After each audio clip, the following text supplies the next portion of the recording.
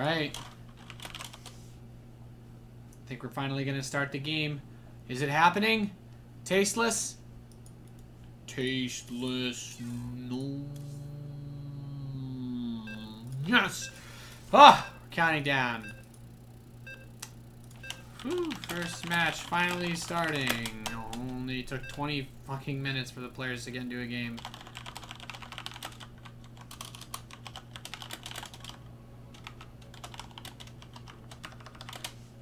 Alright, boys. Let's watch the slaughter of a young calf live on stream here at twitch.tv/Nathanius. The slaughter of a young wild calf. I think it's best of 3 all the way through. So, best of 3s all the way through of this tournament. And I think the final match is best of 5. No, actually, it's just best of 3s. So, let's see, dude. Let us see.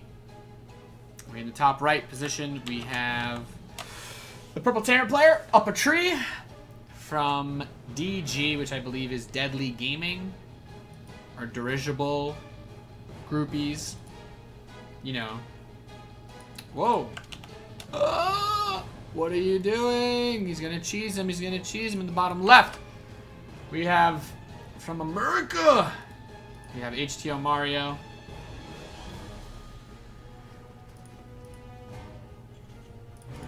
The blue Terran player.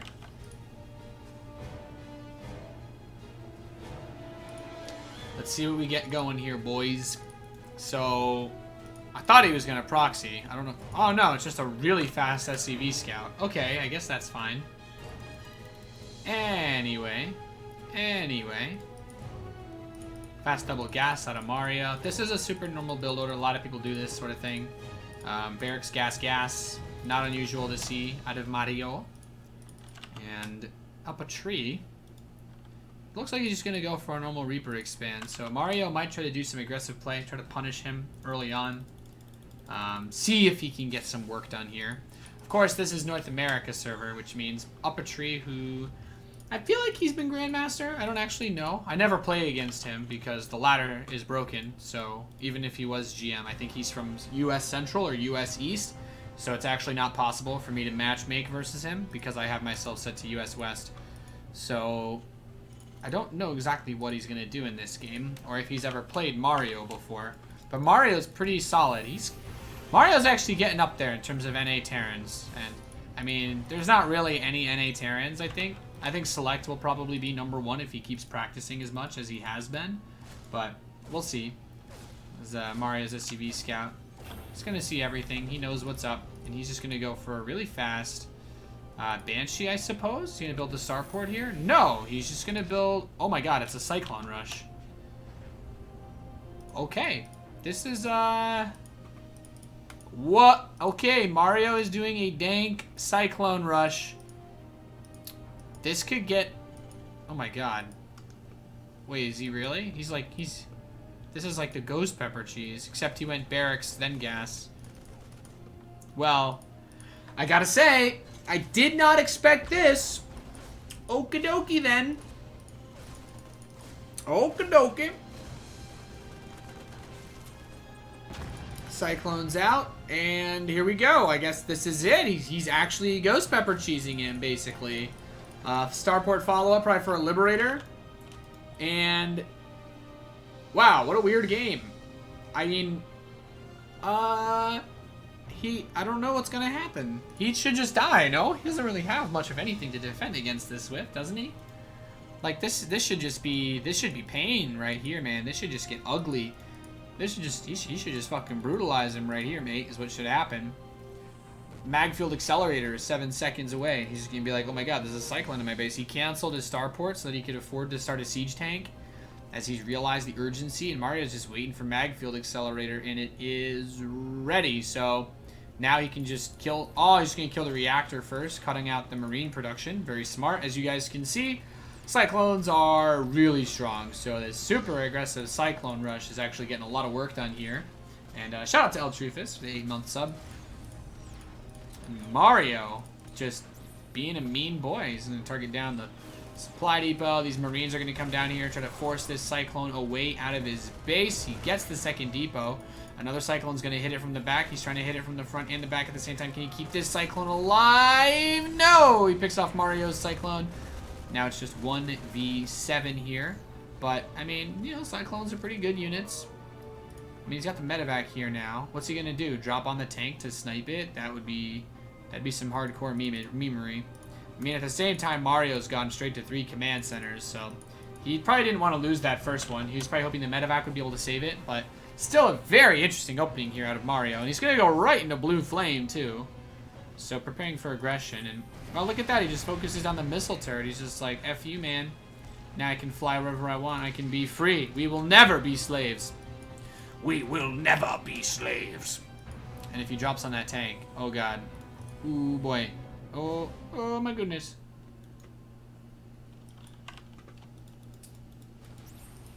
He's gonna kill these SCVs. Just Cyclone harass. How often does that happen, man? So it's just some straight up Cyclone harass. Just getting all up in his face, and at the same time, going up to Macarino. He has no infrastructure, really, in his base, Mario. But he does have an army that can... Well, just this Cyclone in the medevac is actually really annoying. And, oh, God, is he going to do Hellions, too? He's going to Blue Flame Hellion drop him super fast. Hey, Lamau, boys. That's actually going to be really brutal. Oh, loses the Cyclone, though. But I guess... I mean, it does suck to lose the Cyclone, but he needed the medevac to free that space up no matter what, so he could go for this drop. There's not really much there for Up a Tree to defend with. He has 1 Marine here, but he doesn't have Stim yet, so these forces are going to have a hard time getting over there. Mario starting 2 more factories. There, the Hellions dropped inside of the natural expansion, and these SCVs are running for it. He's actually not getting too many kills yet. 6 worker kills, it's something. A few of those were from his Cyclone harass, though, so I think his Hellions only actually got like 3 or so kills. Not a lot, not a lot. So the 2 Cyclones are actually really expensive. Units loss-wise, Up a Tree is not too far behind, but Mario is going to take his 3rd base now. And he's still got this medevac with the Hellions, so he's just like, man, I can drop on the tank, focus fire down SCVs if I want to. Or, oh, well, I killed your missile turret. I can just go up here, go up top. I can hit it from the north. I can hit it from the south. He could hit it from the north or the south. And +1 vehicle weapon starts up for Mario, so we're going to see the mechaning, as it were. As Mario continues to posture himself, continues to set himself up. And Up a Tree, man, he's in a fun spot to say the least. So let's see what he gets out of this one then, as the medevac is still waiting to shark back in, and he wants to move out of his base, but Mario wants to drop him with Blue Flame Hellions, and here we go. He's gonna run back inside. The army's trying to catch up. He's stimmed. Can he get any SCVs? Doesn't look like it, really. I mean, okay, now he's starting to focus down a few. Starting to get a few worker kills here. He's got to keep running around. There's that tank. Unfortunately, his +1 isn't done yet, but... yeah, that tank friendly fire helped a little bit there. This barrack's still floating by the 3rd. He can see that he took the 3rd base. Mario's still got a good number of Hellions on the map. He's going to keep pumping out siege tanks. He's going to keep pumping out Vikings. The keys to success for any meching Terran that wants to play StarCraft 2 Legacy of the Void. I don't know what this is. Is this a badger?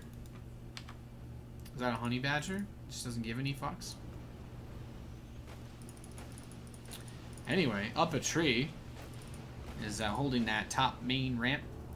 But the thing is, has he realized he's playing against full-on mech? Yeah, he's getting some Marauders. Concussive Shell is also really important in these positions, too.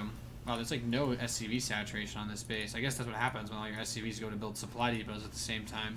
You actually lose a lot of income. But 2-1 on the way. Mario getting +2 now. And let's see what he can do. He's pretty well saturated on all 3 bases. These Marines find the Hellions and gonna push him back. He loads some of them up. He's gonna move that medevac away while he moves these Hellions to the left. And oh, not gonna be able to catch that medevac. So this Bioforce that's pushing out is heading towards this bottom right nook and cranny of this base, and he's scanning. He's like, what you got, baby girl? What you got? There are tanks here, so is he going to drop the tanks and then try to focus down with the bio? He's got a couple of options. The Vikings are only watching the top left for Mario, so double tank job coming in here from Up a Tree, and he's going to get to work on this siege tank. He should be able to kill. He's going to drop inside of the natural, excuse me, the 3rd base now, but there's another tank, and he'll kill that one. And now the 3rd base mineral out of Mario is exposed. These aliens do get dropped, transformed into Hellbats, but all of them died except one. That one Hellbat's going to try to kill the tank, but the bio reinforcement should be able to get him. Mario falls back to his secondary tanks. But you know what? His mining on this third base is severely limited. Vikings are going to show up, but the Marines are getting up in their face. Keep in mind, Vikings do not have any armor, so they're pushed back very quickly, very easily, and it's a pretty derpy scenario. Okay.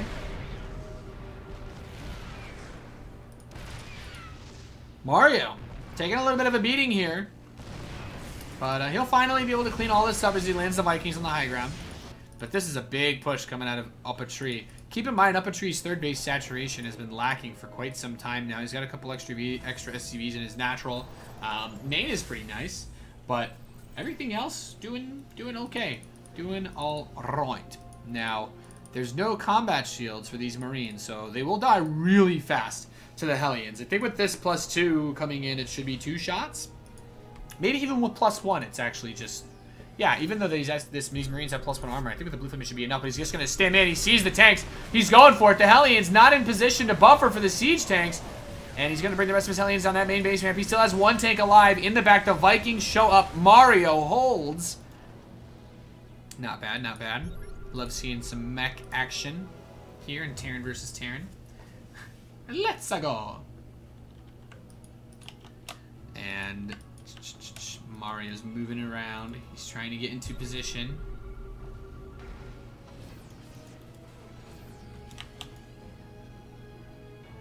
I mean, he's got a good setup here, you know. He's in position to get a lot of work done, but these tanks are very slow, so he has to be cautious that he doesn't get caught off guard. Wow, he's going to really attack into this? The siege tanks lay waste to the bio. What? Nope, that's not going to work. Nope. Nope, .jpeg. Nope, .png. Nope, .gif. Nope, .tiff. Nope, Nope, .psd. Nope, .mp4. Nope, .mp3. Yeah, that attack just, I mean, the game's over now. Mario's got 11 tanks pushing across the map right now. Wow, I didn't even look at that. You guys see how I just wizard moded that? I just guessed he had 11 siege tanks. And, I mean, Up a Tree, he still doesn't have combat shields, so those Hellions top deck and wreck his Marines. Like, there's not really anything he can do. Mario's got his balls in a vice, and just like in woodshop class, you have to squeeze real hard to get a product to come out, and, well, he did it. He's got him. He's squeezing real hard. And Up a Tree, I think he's going to break. Just like a poorly constructed piece of plywood. As Mario doubles supply, lands the Vikings one more time. And GG is called. Mario takes game number 1 in this best of 3. Nice moves. That was brutal. The lack of combat shields is a really big deal when you're playing against Hellions, because yeah, you really need combat shield against Blue Flame Hellions. It's like Adepts, you die in 2 shots, right, without it, except you're stimming without combat shields. So those tanks are also, in case you guys didn't know, siege tanks one-shot Marines if the Marines have, if they stim and they don't have combat shields, so it's pretty brutal.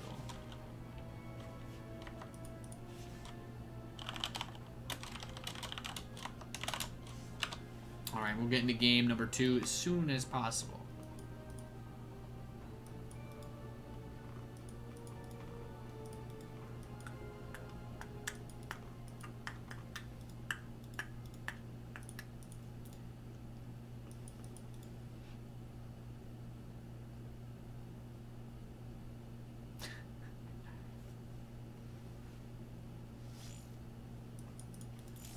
Prion Terraces is going to be map number 2. Beep, boop, beep, boop. Donald Trump Badger.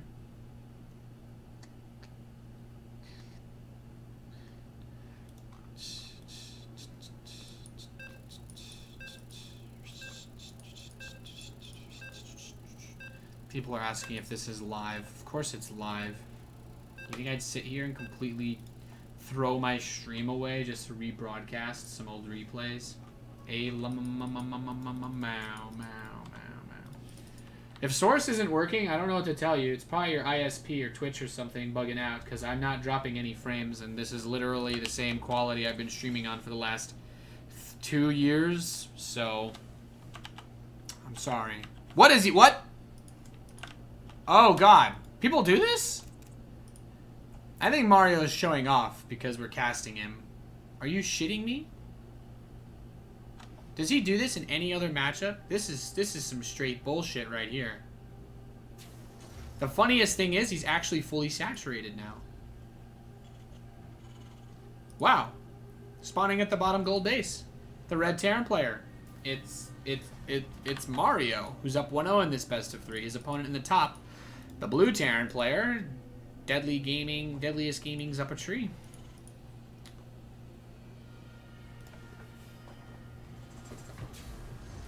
Well, this is weird. I've never seen this, and he's gonna be like, what the fuck? What? What? What? What? Oh, hi there. Oh my God.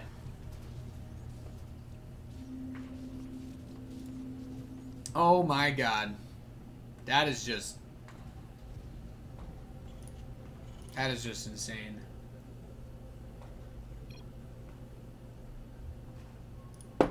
Oh, Hero. Now he's gonna Reaper expand to like the gold or something. So Mario's gonna go 2 racks. Probably open Reaper and follow up with a fast factory to go tanks. Or he goes 3rd racks. Maybe 3rd racks? Nah. This game's gotten really weird, to be honest. I don't know what the fuck's going on anymore. Yes, I love all of you. If you guys want VODs for this, I've VODs I'm not going to be running so much on my Twitch channel anymore, so please check out youtube.com/Nathanius, or you can also find it by going to nathanius.tv. All VODs will be posted there. I'm just going to upload it in one giant block so that there's no spoilers, basically, so you can just watch all of them. Whoa, this is smart. Oh my God. That's really smart. So he kills that SCV, but that's so smart of him. He needs to stop that bunker from being built. That could actually ruin his day. His Reaper gets the first shot off, too. Just like Han Solo and that Kappa face, dude. The bunker's gonna finish. Really? He's gonna let that bunker finish? I feel like that could get catastrophic if he flips around his base. Mario just now is gonna react to it. He gets to work on killing that bunker, but that could have been really, really bad if he was able to just get stuff in there. The Reapers are going to come up and harass the mineral line while he's trying to deal with that bunker, and he has to absolutely prevent those Reapers from actually making it to the bunker. I love the vision depots as well. Those are really nice. He's going to drop some grenades, but it looks like Mario... oh, he's losing the Reaper fight. He's losing the Reaper fight. Not good, not good. Okay, he's finally got a Hellion out, but is it going to be enough? He's got another Reaper showing up here. Up a tree. Up a tree. He's showing up. But he's not a tree. But I'm not a rapper. Okay, so it's just Reapers versus Reaper Hellion. I mean, Reaper Hellion scales better than Mass Reaper because of the AoE damage that does faster attacks. So, I don't know. I don't know what to tell you. This is a weird fucking game. You know what, guys? This is why I'm okay with casting North American players. I don't know who Up a Tree is. And, I mean, Mario's pretty decent. He made it to stage 2 of the last qualifier. But, oh, did he purposely run into his own grenade? So BM. So BM tasteless. What on earth is going on? GG. Mario advances on.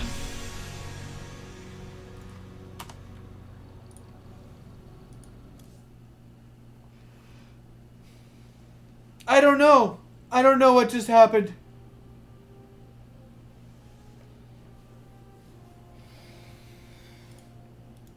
I don't know what just happened.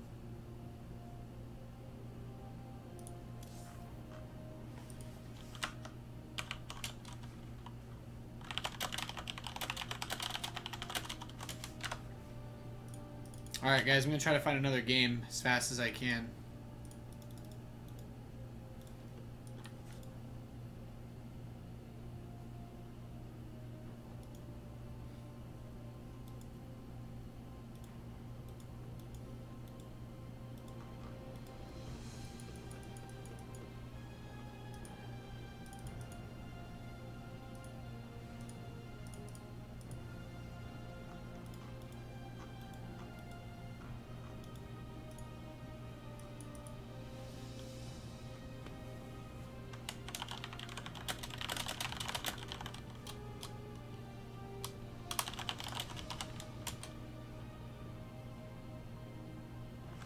Alright, we might do Kelazur versus some guy I don't know about.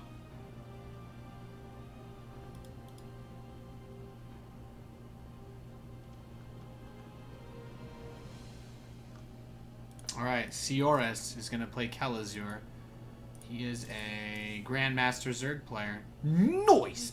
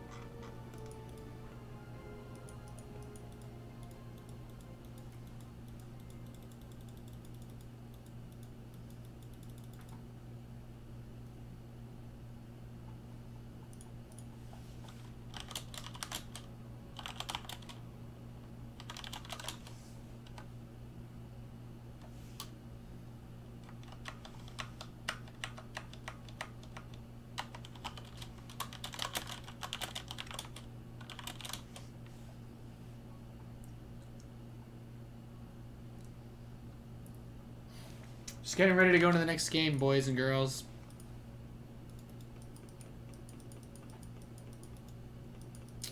We do have a match. They're doing vetoes right now, so you won't have to wait as long as you did for the first one. I got you, babe. Bum, bum, bum, bum.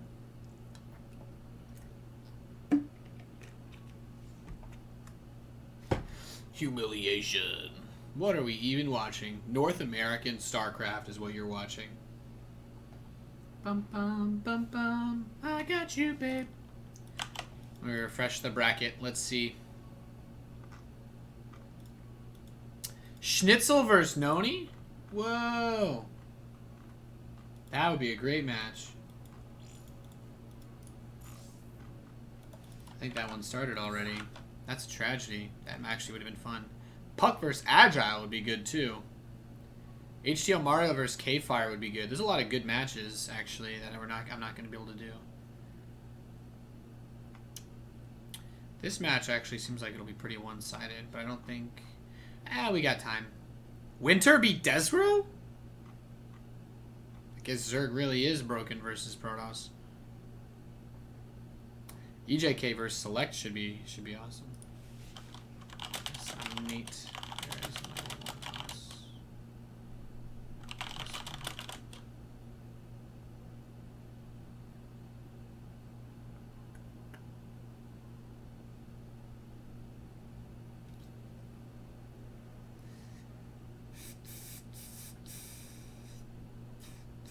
Alright, we're in the lobby. I don't know who this Zerg player is. Looks like he doesn't play on NA. But he's going to be playing versus Diego. Who did he beat? Solcon? I don't know who Solcon is either.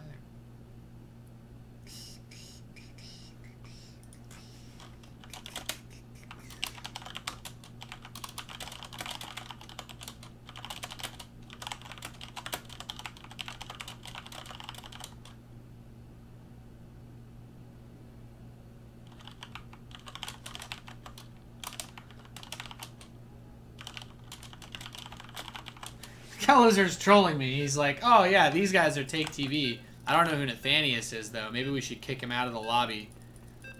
Caparino.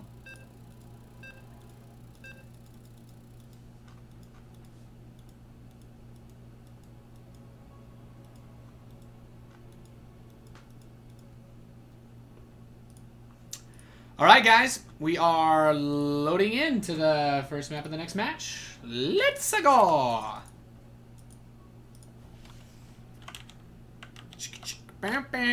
So this should be another one-sided stomp, but then we'll get into the good stuff. Because a lot of players are obviously in game, so we'll probably have to wait a little bit longer for the next match. But that will allow us to do a good one. Kelazur, if he wins this, he'll probably play against Winter. So, am I allowed to cast Huck?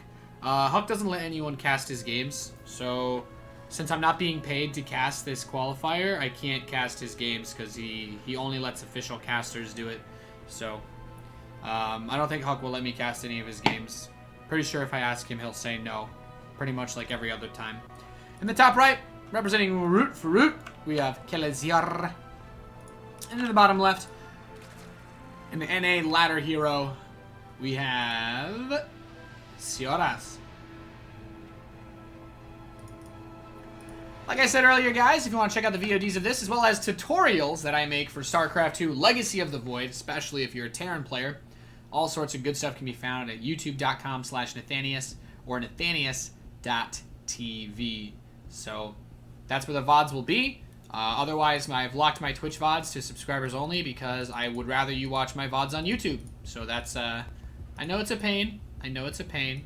Especially considering how much worse Twitch VODs are than YouTube. I know you guys like torturing yourselves by watching the worst VODs. But it's just a sad, harsh fact of reality that I need to somehow force you all to watch my YouTube channel. So there we go. Keleziar, 3x Reaper. I guess he just wants to dunk on this kid real easy. He wants to just crush his dreams real fast. It's pretty dang, actually.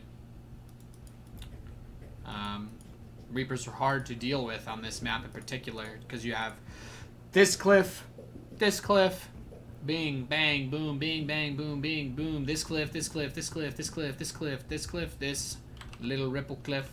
This is not a cliff you can jump up, but if you could, it would be awesome. Some cliffs Reapers should be able to jump down, but not up. What makes a Reaper incapable of jumping down this cliff? I understand if the jetpack can't throttle high enough to push them up there, but I mean, wouldn't throttling at max throttle allow them to at least drop down without killing themselves? I don't know. Anyway, the Reaper microphase is beginning. Let us observe. Boom, boom. Grenades blowing some drones up. Getting a little bit of light damage onto them as the Reaper continues to prowl around. And he's starting to get a bit of work done here. Of course, he's just going to keep building Reapers non-stop. But it's all good. The fun excitingness of TVZ Mass Reaper play. Basically, he just needs to get a lot of queens out, not take too much damage on his queens, get speedlings, and just use those to push the Reapers back long enough to get those queen counts up. And then queens should generally be able to push it back. But, you know, Diego, aka Keleziar, is a very good StarCraft player, so I'm not surprised to see him take a win early on here with this style. There's not a lot of lings yet. He's got a good number now. Okay, 8 more about to finish. Speed is ready, so the Reapers are going to come back. Throws a grenade in front of him. Oh, nice hit on those lings. Yes, he does batter and bruise quite a few of them. He's lost 1 Reaper, but he's killed 3 lings, a drone, and a queen. So worth. But he needs to get more done. Okay, gets another queen. Blocks the creep tumor. Really nice. Those creep tumors are so important for Zerg. He's going to drop another tumor. And if Diego comes up here and denies that tumor as well, that's a really big victory. He throws some... all the bombs so close. He's so close to denying that creep tumor. Like, creep spread is just so instrumental in getting queens over to this ramp, being able to help defend, being able to hold things off. And he knows where that tumor is, too, so if he throws his grenades on it, he should be able to kill it. Oh, just 1 or 2. Come on, Keleziar. You're a pro gamer. You know where that tumor is. Okay, he wants to save it for the drones. And that's fine. Or excuse me, for the Zerglings. Oh! Press F to pay respects. I think Keleziar's broke him. Just like Bane in The Dark Knight Rises. I think he's finally cracked his back open. He's literally ripped him in half. And he's pretty much dead now. Yeah, you can't lose all your queens like that. Now the Reapers are just going to scale way better. Because the way ranged units in this game work. He did! He did! Keleziar would have to make a big mistake to lose this game. Jesus, that Reaper micro is so good. This is what happens when you get brutally honest, Caster Nathanius. I'm telling you, this game's already over. Diego's basically put this guy in an oven, and he's just waiting for that that temperature stick to pop out like it's Thanksgiving turkey. Because he's got Command Center, Racks, GG! Well, no GG, but... I mean, Reapers are really good. Especially on that map. God. Volt Dylan resubbed for 10 months. Literally a god tasteless. Literally a god.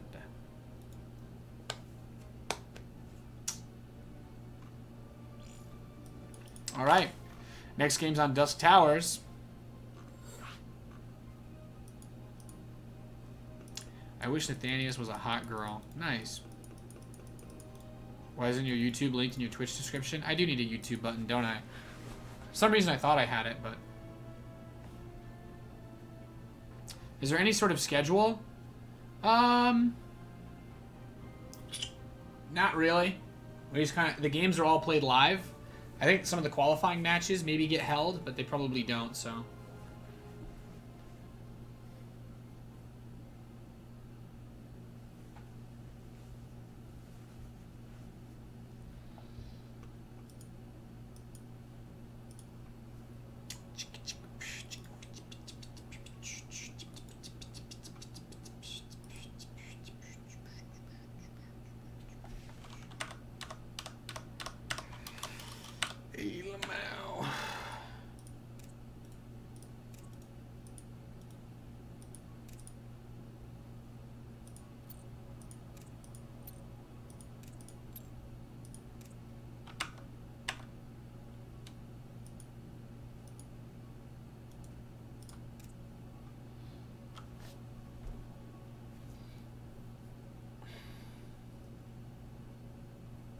They'd break their legs? Yeah, but what if they use their ability to jump up while they jump down so that they didn't break their legs?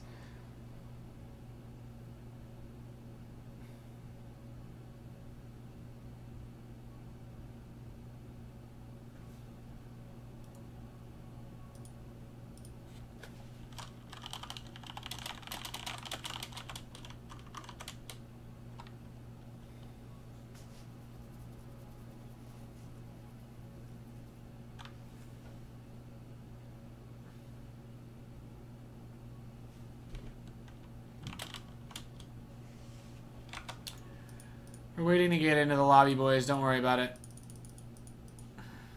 We're in the lobby. We're waiting. The Take TV guys are having a hard time joining the game. Might have to remake the lobby.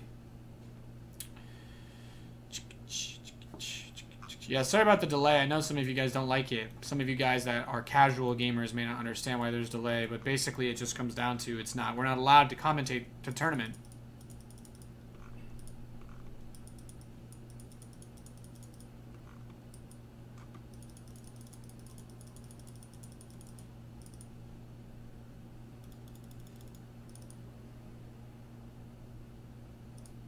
I mean, I haven't been getting any lag spikes, so I don't know what to tell you guys.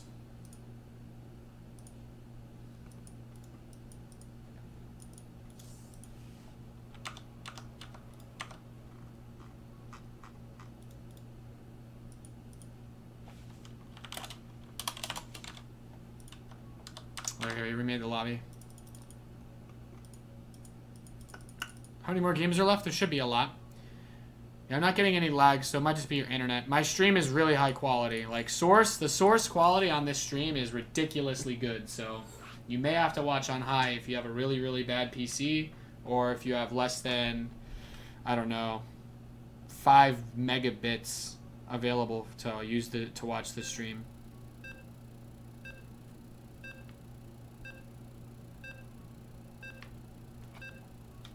Gender Bender Nathanius? What? I don't know if that exists. I don't want that to exist. Why is Penguin playing on NA qualifiers? Because Penguin has a United States passport, I'm pretty sure. I'm pretty sure Penguin has some weird dual citizenship shit going on. Because of his parents or something, I don't know. Alright, we're loaded into game number 2. Will we get a GG this time for this man in the top right? Currently up 1-0. He's Root Kalizer. His opponent in the bottom left is Soras. Pretty sure Kalazur, if he wins this game, could be playing against Winter. Winter's playing against someone named Sacrilege, who is okay. He's pretty decent. I play him on ladder a lot. It'll be interesting to see, to say the least. So I guess we'll see, right? We'll see. I don't know what they're gonna do. I mean, Kelezer should just do something aggressive again because it seems like he's a bit above. He's a class or two above right now, his opponent, in this matchup at least. So definitely wouldn't be bad for him to try to just amp up the aggression, if you know what I mean. And look at this, fast pool, fast gas. Looks like he's pretty triggered. I guess we're gonna have an attack. Early on, could be fast roaches. He's gonna build a hatch though. But what is this? What is this for? Is it a fast roach rush? Is it a fast ling drop? Is it a fast? It couldn't be lair. It'd be too. This is too quick for a lair. I wouldn't be able to afford anything if he actually got a lair immediately. So it's got to be something Zergling speed related or really fast roaches. And really fast roaches is hard to pull off. So let's see. He's got the money for a roach warren. Starts a queen. No, it's just going to go really fast speedlings. Okay. Zergling speed is on the way. One drone still mining gas. And I wonder what he's going to do then. Maybe just get enough to start doing Overlord drop by the time speed finishes. Kelezer, opening up Reaper Expand. Very normal, very standard, very excellent. It's pretty much it so far. Someone asked in the chat, Nathanius, are you telling me that when my splits are good enough, I can micro against Psystorm? No, Domain Stickum. I'm telling you that when you're good enough, you won't have to. Reaper's gonna jump up into the main base, dodges the Zerglings, leaves a grenade behind, a little present. He starts working away at these lings. Whoop! Reaper's danger close, but he is okay. Speed is almost ready. Almost. So he's basically playing a defensive macro game because it seems like he's with the 3 queen opening. He can't really get aggressive, you know. He's just trying to make sure that he stays safe against any type of Reaper pressure just in case Diego did that again. But this isn't really that map. Oh, nice tumor snipe. Ah, wah! Reaper's got 3 hit points. Bad boy almost died. I love the new graphic for the Reaper grenade. It looks so nice. Blizzard added a lot of really cool looking new graphics to the game that I actually think are super dank. Reaper's gonna die to these speedlings though. Rip. In pieces. These Marines are trying to deny scouting. He's like, you do not get to see what I am doing. Starport's on the way. Gonna get Marines. So I'm guessing it's gonna be, what is this? Marine drop, Hellion run by, or could be a really fast. All of them, you know?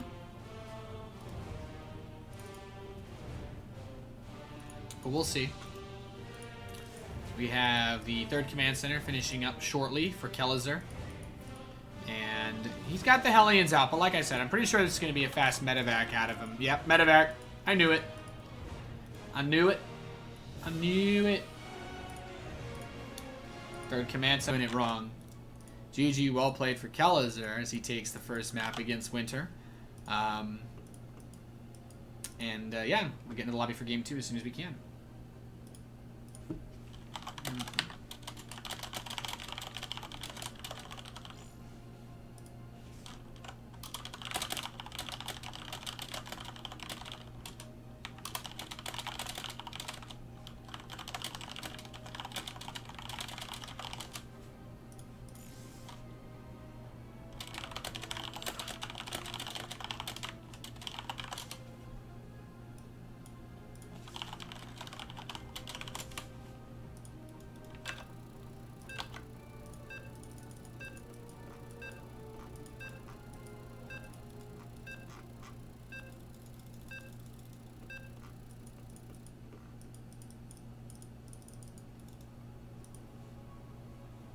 All right, we're loading into game number 2 now.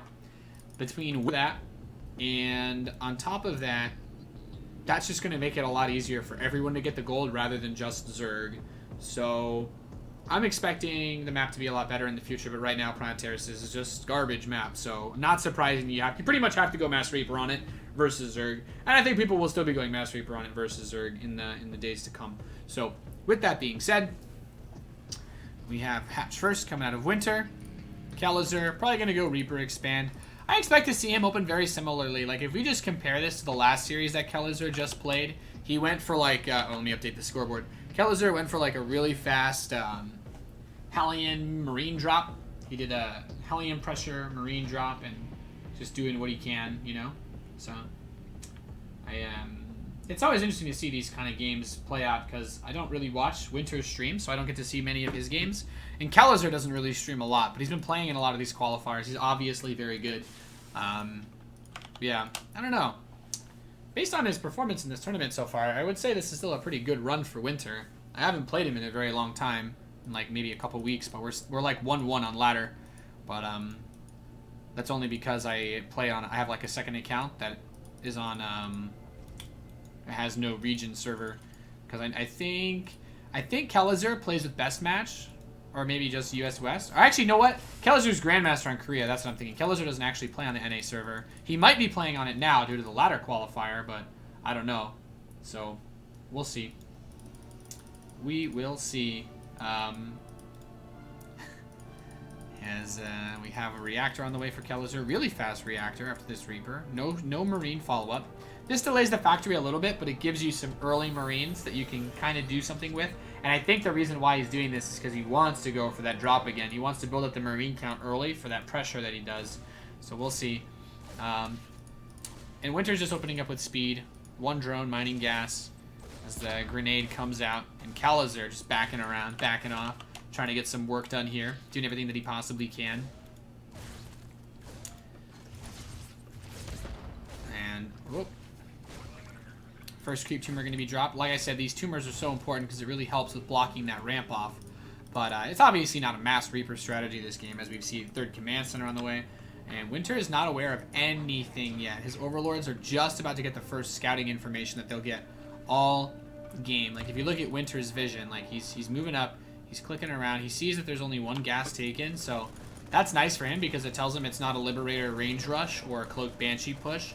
So Winter can roll those out, and it should tell him basically that he's up against a 3 command center build or 3 racks. I do think that at some point Winter will need to move an Overlord into Scout from maybe the natural. Like, if he just sees this 3rd CC, then he'll know what exactly he's up against. But this is still a build that can do a lot of damage for Kalizer because of the number of Marines that he has. And it depends on how Winter wants to take this game, because he's going to start that 3rd hatchery as well. And we will see. As these Hellions and the Reapers push out on the map, a couple of Winter's Lings are going to get caught here. As he pushes back up the ramp, but these Marines come down easily cleaned up. 3rd command center is done, and Winter's going to start up a Roach Warren. If I know Winter, the only game I've seen really of him play was on this map. He likes the Roach Ravager Infester style. Since it's, you know, obviously very difficult to make it to Ultralisks, especially when you consider how good Kalizer is. So he's got to do something a little bit out there. Lair is on the way as well. But, yeah, let's see what Kalizer can do, because he did open up with that similar setup. He has the 6 Marines in the medevac. He has the Hellions. He has the Reaper. He has the Liberator follow-up, too. So he's got everything in place the same way that he did against Sionis, or whatever it was, like, the last time that he played. So let's see what he can do. The Marines are going to drop inside of the main base. These drones taking some damage now. And Kalizer getting in with that run by at the same time. These drones actually did not go to the 3rd base. Very safe, smart play. He's using the Reaper to knock the Queens back. Hellions are going to be able to make it inside of the main base. And Winter's drones are getting roasted and toasted here. At the same time, the Marines are still running around inside of the main base mineral line. The Hellions come over to the natural expansion. The drones are getting pulled around the lair as well. They're running in a circle, but still getting more drones picked off is Kalizer. And some Roaches are going to be finishing up. But we have Winter down to 23 drones against Kalizer. Just a tremendous amount of pressure being brought against him. Just a tremendous amount of damage being done to him. And Winter has an Overlord on the 3rd base. He's watching. He's waiting. He's looking. He's looking for that one dream shot. But not quite there. We have double eBay follow-up for Kalizer. A lot more racks. Stim is on the way. He's going to get a tech lab on that factory to go for tanks. And now a Liberator to add extra pressure from the back is going to kill a few drones of Winter. 3 picked off already. And he's just skirting around. He's being as annoying as possible with this Liberator. I think he's getting a little bit adventurous here. But the Marine drop comes back to the 3rd, going to kill even more drones of Winter. And this Liberator's got 5 kills on her. She runs over to the natural expansion. And that drop makes its way over here too. So Kalizer just waiting and baiting. But this Liberator should be able to pick it off. I think he needs high ground vision. I actually think he needs high ground vision. Is there an Overseer or an Overlord nearby? Okay, never mind. He got it. Woof. So Winter has been brutalized at the start of this game. Kelazir just... I don't know, man. That is rough, to say the least. And the biggest issue here is you have a player who's kind of got everything going for him right now. But Winter, with that fast Lair and Roach Horn, is just now starting Roach speed. So getting Roaches out of the map, getting into a position where he can attack, getting into a position where he can push and make something happen is going to be really tough. Biggest thing that he has is he can delay this this push just a little bit.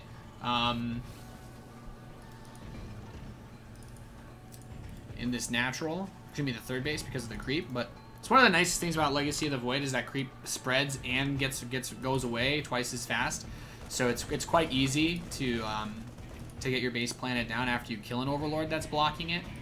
And we see Kelazir finally gets to land that third command center, so everything is going just fine once again. Winter has just been droning like mad, trying to resaturate his bases, but he still doesn't have saturation on the third. Meanwhile, Kelazir at about half saturation and full gas saturation on his third base. He's feeling good. His armory coming up a bit late, I'd say. Yeah, it's not too late. Actually, you know what? Never mind. It's actually perfectly timed. Kelazir's a literal god. I thought his 1-1 was about to finish, but he had a little bit of time left on there. So now Kelazir's just going to push across the map, killing some more Overlords. Winter's creep spread is decent, but I mean, this is just a massive army difference. Like, you have so many Marines, you have the tanks. I mean, it's not like it's impossible for Winter, but he basically needs the greatest corrosive vials that any Zerg player has ever thrown. And those 4 do not make the mark. And I like that he's just cleaning up the creep right now, because he's saying, I don't need to kill you just yet. I just need to make sure you don't get a 4th base, make sure you can't leave your base, because he's already done so much damage. And now all the creep spread for Winter is gone. This last creep tumor gets picked off. He has no more active tumors outside of his base. And the next wave of forces moving across the map. A lot of Marines. Kelazir combat shield's about to finish. Maybe he'll push with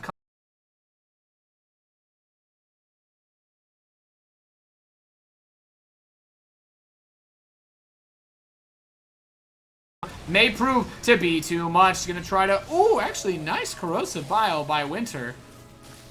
But still, down 30 supply. He's gonna morph a few Ravagers. He's gonna keep building Roaches, and this is his chance. This is...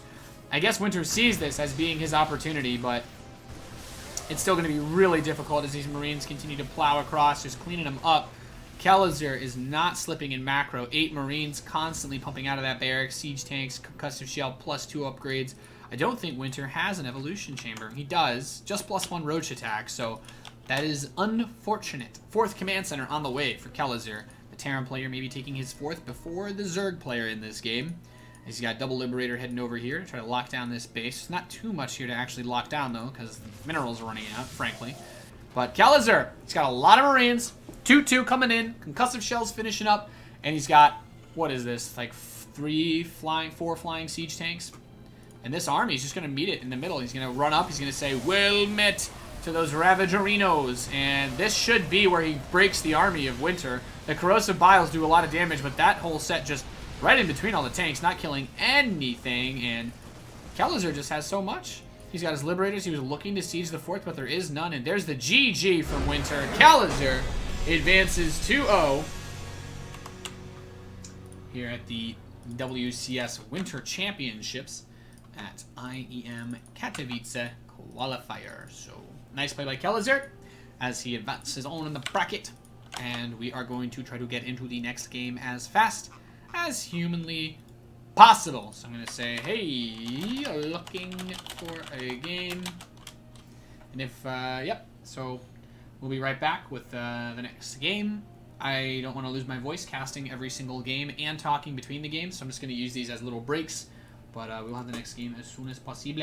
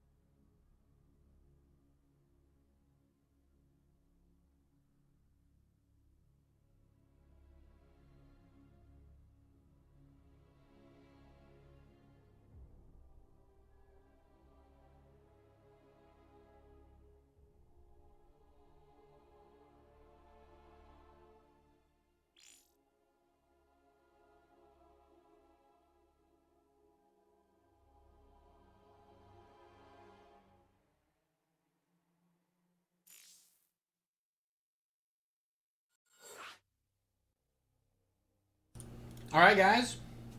We got our next match. We are in the lobby. It is literally counting down right now. All right. Up next is Major.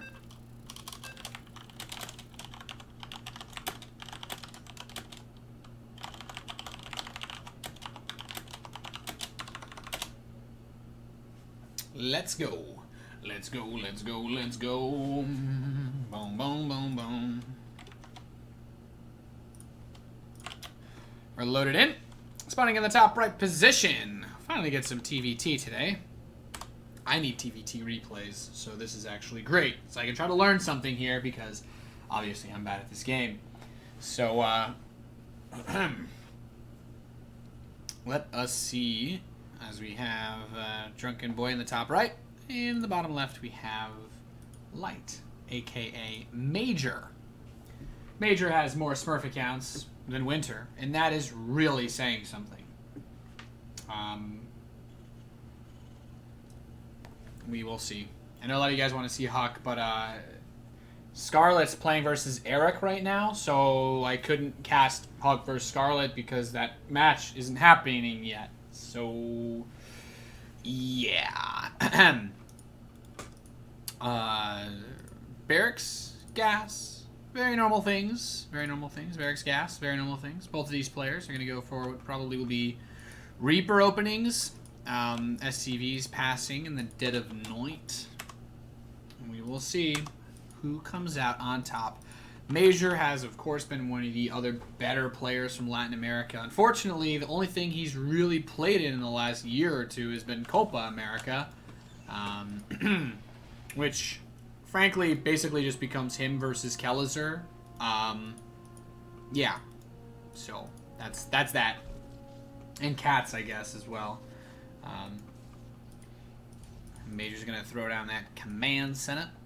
So very normal standard openings for both sides, and like I said, I'm going to keep saying it at the beginning of all the matches, just so you guys are aware. For those of you who don't want the VODs, you can go to youtube.com/Nathanius, where I'll be uploading all of these VODs. If you're watching on YouTube right now, make sure you press sub, because I love you. And TVT is just a crazy matchup in general. I mean, you've got so many things to worry about. Early Reaper cheese is really hard to deal with. Early Cyclone pressure, early tank drops. And if you go for too greedy build, things like early Liberator and early Banshee are very scary. And, you know, obviously all the old stuff. Fast Cloak Banshee, Marine Hellion. There's a lot of different things your opponent can do in this matchup. And there's a lot of different things that you can do to defend against it. But you got to be careful. So already Drunken Boy actually taking the first hit on the Reaper. And he's just going to straight up lose his Reaper at the start of the game. I don't think he's going to be able to save it. Yep, Major picks it off. Good Reaper micro here from Juanito, as he's just, yeah, I mean, this is a great start for him. He's got everything set up back home. He sees the double gas follow-up. He knows everything that's going on in this game, and to boot, he's killing SCVs, which you really shouldn't be doing this early on in the game. He's going to get another one, and another one. Nope. Okay. Maybe he'll get another one at some other point. He softened up a lot of them. Oh, that grenade almost killed an SCV. Starport's going to start up for Drunken Boy now, as Majors is already halfway done, despite the fact that they both opened up with the same build order. You can really see where they're getting work done. You can really see where they're being able to create some advantages, make some plays, make a change, and break away. But yeah, so there you go. There you have it. Well met, well memed. You have Drunken Boy. That Starport finishing up much later. I mean, if he opens Viking, I think he should have one in time for this medevac drop. I think he's going to go for a Marine Mine drop. Very standard, very normal thing that we see quite a bit. And don't exactly know what we're going to get out of D-Boy. He's opened with a mine himself. He's also going into a medevac, so he's about 20 seconds or so behind, it looks like. Maybe, I guess, if it was Blizzard time, it would be 20 seconds, but it's all good. It's alright.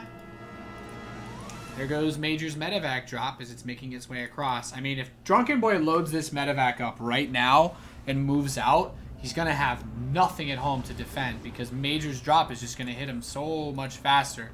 And these medevacs, they're close. Not close enough to see each other. And really, there's nothing here for D-Boy to defend. He's got a tank on the way. He's got another medevac on the way, but he doesn't have any of those things out. Major already has a tank. He's already got more Marines. He's already got another medevac out. So, Widowmine's going to burrow in his mineral line. There's nothing here for Drunken Boy to defend against this with. He needs to worry about that Widowmine, too, of course, as it will splash on the SCVs quite badly if he gets a little too overzealous. If he steps forward a little bit too much. I really like this pressure that Major is putting on right now. And you look at this, D-Boy, he can't do anything. He's already got all this stuff here to defend, and now second medevac's going to move out. Oh, no, the Widowmine! It's going to really soften up 2 SCV kills. 2 more SCVs are very low as that siege tank makes its way over here. And Major, I mean, if he just, he could just skeet on these SCVs if he just drops his Marine on him. D-Boy's just going to tap out. GG. Major takes game number 1. Major takes the first map in this best of 3. Yeah, nice play. That's all I have to say about that. Major just did a lot of harass with the early Reaper, and that actually just slowed him down so much. It slowed him down quite a bit. So, we will see what happens. Yeah, I'm just going to wait for the invite to the next game. I don't know, he invited me to a party on accident.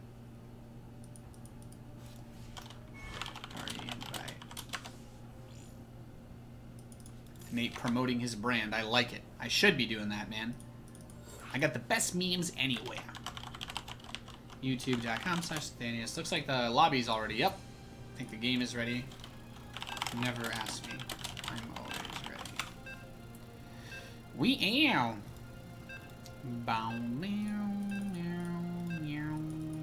Das Sagenhaft subbed for 2 months in a row. Literal god tasteless. Thank you very much, Das Sagenhaft. You're a based god.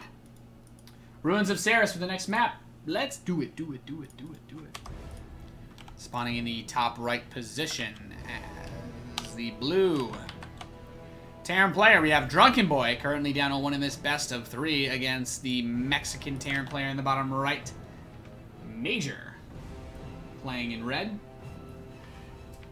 Major just, his Reaper harass actually got a lot done. He won the Reaper micro fight. When both players just have one Reaper, it can be really, really hard to handle. So, personally, I feel like this game should be smoother if Drunken Boy could just play a little bit closer to the chest. They both did the same exact build. The only obvious problem that came up for them was the part where they had to set themselves up and, actually not die to the Reaper, right? Because they're losing the Reaper meant he lost SCVs, meant he was distracted with trying to defend, and because of that, even though they did the exact same build... This is hot. Wow. Thanks, baby girl. I thought it was obvious.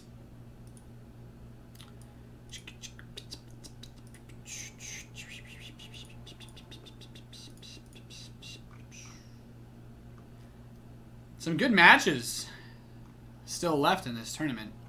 I think it's top 4 qualifiers, so we go all the way up to the semis, but we don't actually play the semis out. Great arms and short sleeves. You know it, baby girl. Nice. I'm glad I stopped in for this. How's it going, boys? Yeah.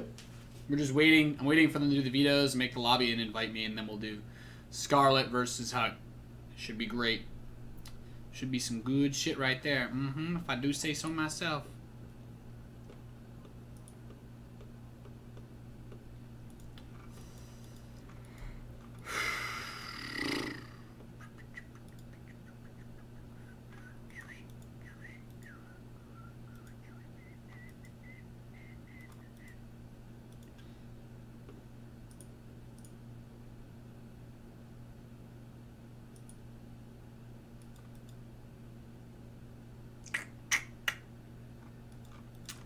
So you guys could just have me not be here, or you could have this.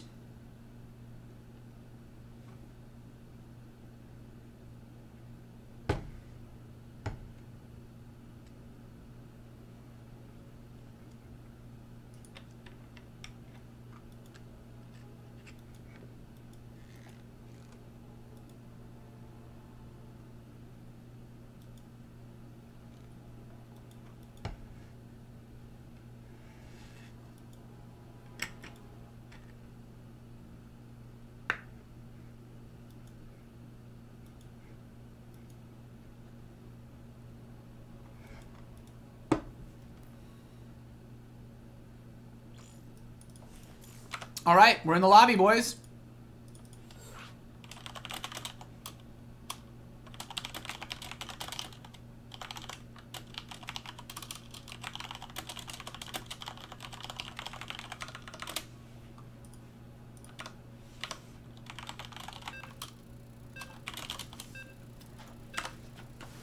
Scarlet versus Huck is starting now. Let's go. Go. He is a good caster, but the worst Twitcher ever. What are you talking about? My stream is literally the best StarCraft 2 stream that's ever been made.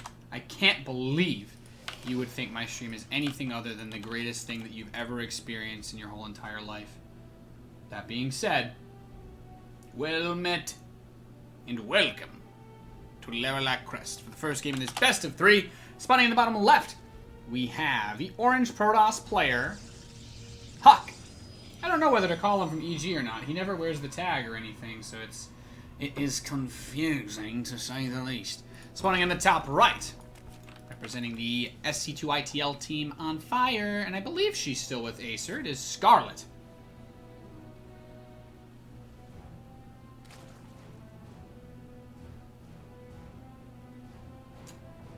Of course, some PvZ action, the Battle of Canada. The Battle of Canada! Very interested to see where this one goes. Most people think that ZVP right now definitely favors Zerg. I would tend to agree, based on what I've seen.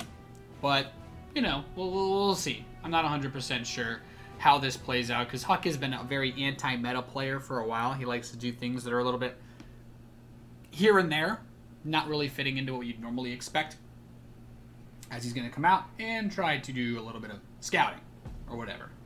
And we will see. Big thanks. I actually got 2 subscribers, Nerdist Gamer and Diocletian Zerg. Well met. Thank you, based gods. So let us see what Huck wants to do this game. There's the Nexus after the core starting up. So Huck is not taking any chances. Like, he could have done something crazy, like a Nexus first, but he didn't want to take a risk. Scarlet is known for being willing to jump up on somebody and, you know, be a little bit cheeky from time to time. Colaris.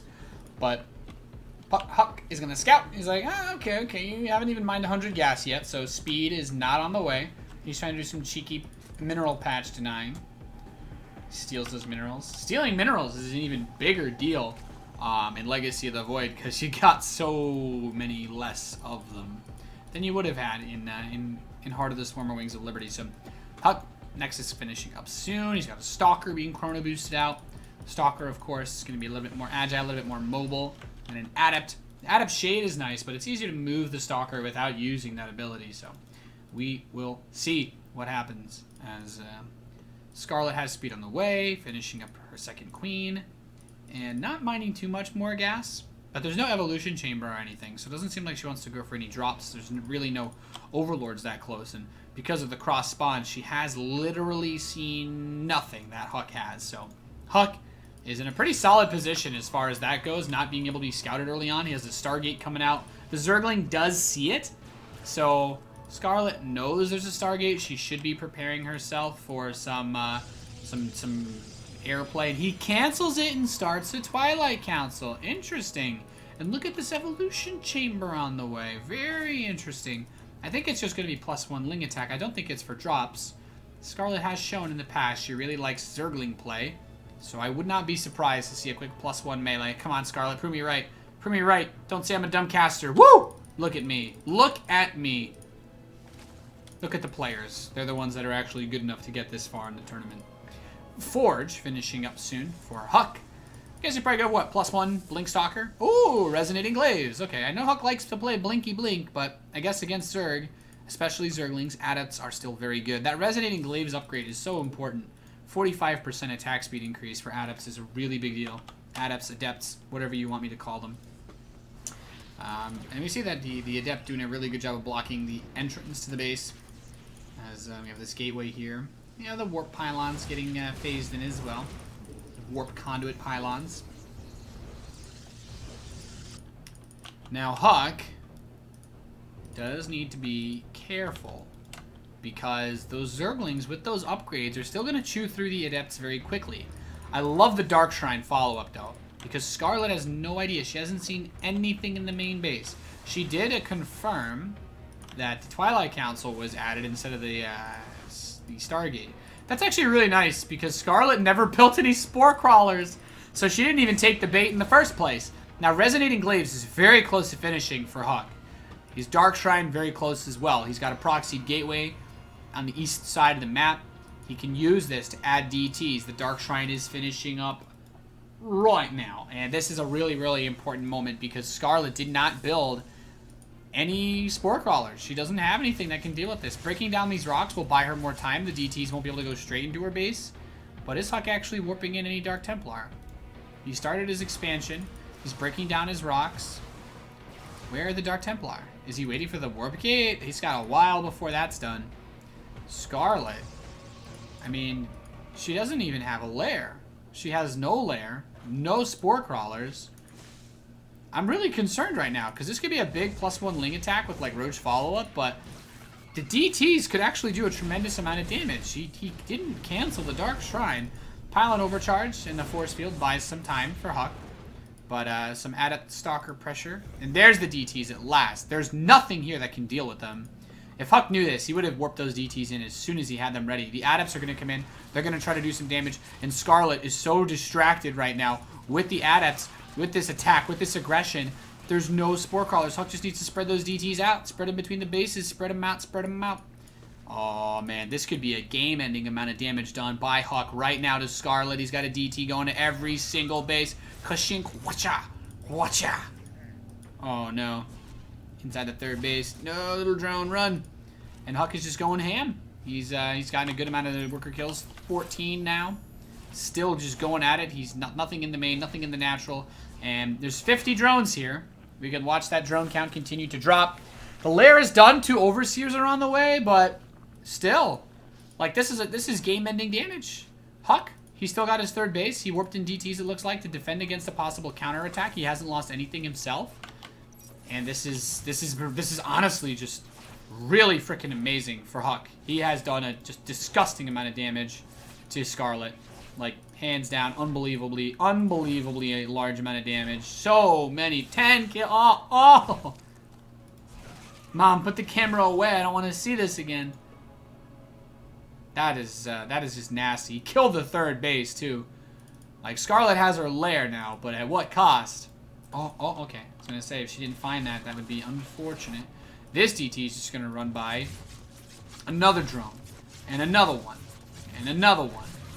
So 3 more drones. Scarlet has taken a beating. Now, she does still have a lot of drones, but she lost 31, so she's only been building drones as she restarts her third base for the last long while. Really, really epic opening here from Huck. And now he's got Archons. He's double pumping Immortals. He's got +2 on the way. I mean, I feel like Huck could just move this army out and just crush. I don't think there's anything here that Scarlet has that can stop this. Scarlet doesn't have a Hydra Den. She doesn't have a Spire. She doesn't have anything. You know, 4 Immortals? You're gonna dunk on this.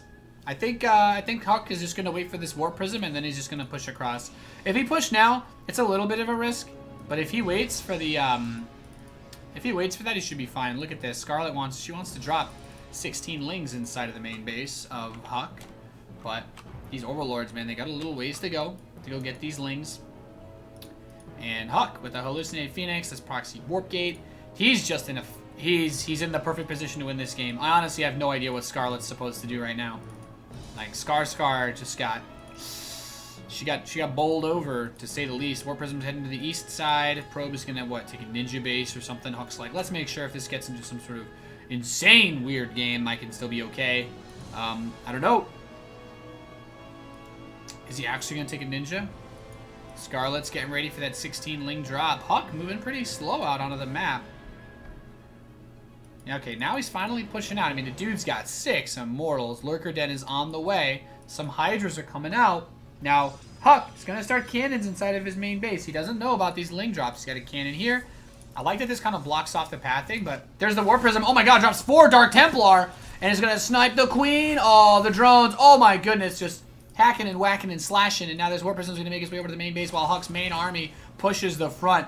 Can Scarlet do it? Gonna warp in Zealots as well to get on top with that charge. Oh, all over the Queen. Just rips it to pieces at the same time. Zerglings are gonna get dropped inside of the main base. DT's being warped in defensively. And the Mothership is coming to give some life to these pylons. But the pylons actually lost quite a bit of hit points before they were able to do much. With that DT, though, it's too much. And Huck, he just steps right forward. He's gonna force field this army to bits. DTs are still killing everything in the main base. And I think Scarlet has been felled. GG! Huck takes game number 1 against Acer's Scarlet here at the Intel Extreme Masters Katowice and a Qualifier. Pretty nice. Pretty nice.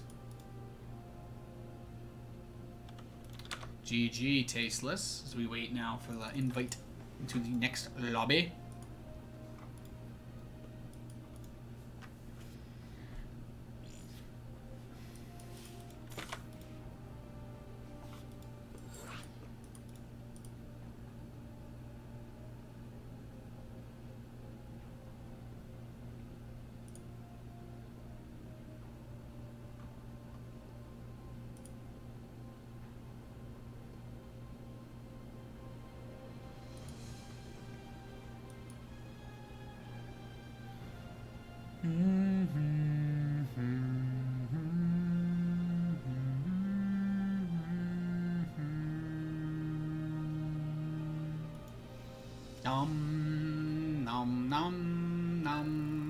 All right, we're in the lobby. Starting up game number 2.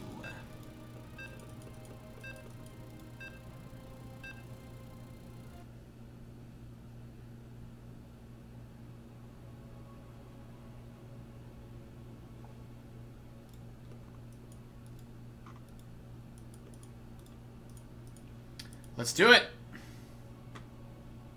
Yeah, the worker count is the same, but when you lose that many workers, like, that means that if your worker count's the same, it means you haven't been building anything other than workers during that, so it's pretty bad. Any clue about the score? 1-0 favoring Huck. Alright, spawning in the top right position. As the orange Zerg, we have Huck, currently up 1-0. Thank you, Lord of the Kappa and Rap God. Look at that. Look at the shoutouts from Take TV. Guten Nacht, Europeans. You're up very late. If you're European and you're watching this, can I get a Kappa in the chat? As you're all awesome folk, and I'm very glad and happy to have you here. Let us see what happens now. Of course, in the bottom left, you have Acer's Scarlet. Scarlet played a pretty economic, greedy style that last game. And to be honest, for someone who scouted the Stargate, it's hard to say what the perfect transition is, right? Maybe she was just hoping that her queens would be able to hold off an Oracle. Whoa! She just stopped her drones randomly. That's not good. You guys just saw something that happens very rarely. That right there is like a unicorn sighting, okay? Scarlet stopped like half her drones on accident. She's probably spamming her hotkeys and meant to press 5SD, but she actually pressed 1-5, and then actually said 1S5. And that's while the drone stopped. She's boxing her workers. Of course, that doesn't happen to Protoss because the default Protoss build a probe key is E and not S. Scarlet getting the pull down after double hatchery opening. Now Huck went Nexus first into 2 gateways, so both of them going for economic styles. Both of them going for lots of cash money. Both of them going for the rich boy builds as they try to build up a huge economy at the start of this map. Cybernetic scores on the way for Huck now, so we'll see what he wants to do. He's got 2 probes on this gas, so he wanted to make sure he was saturated on minerals first. And boom, perfect saturation. Now he can look for complete 2-base saturation, which of course will give him a great economy.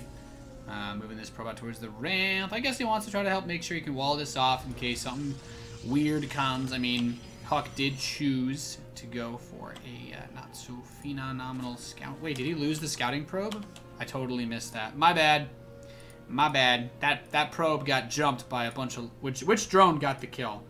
Let's find that drone. I hope that drone didn't become another unit already. Which drone killed the probe? There's no Lings on the map, or are there? Did they get the probe? No. Which drone killed him? Guys, this is really important. Huck's going Stargate, by the way. I need to find whatever drone killed that probe. Is he over here? Right there's the hero drone. This guy. I hope this guy morphs into an Ultralisk Cavern so that they can just straight up win the game. Easy. The Boxing King drone. 2 adepts pushing across the map for Huck, looking to find some weakness as he picks off a drone.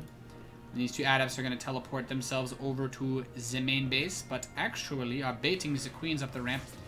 I mean, that phase, the psionic transfer ability has such a short cooldown. It's really easy to use this, use it and abuse it, as it were, against your opponent. And look at this, it's like, oh, I want to go to the third. No, there's queens there. Okay, let's go over to the main base instead.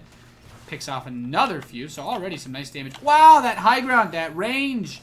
That range, though. And look, he's like, oh, you want to kill me? Say the magic word. Bing, bang, boom. Gonna kill some more drones for you, too.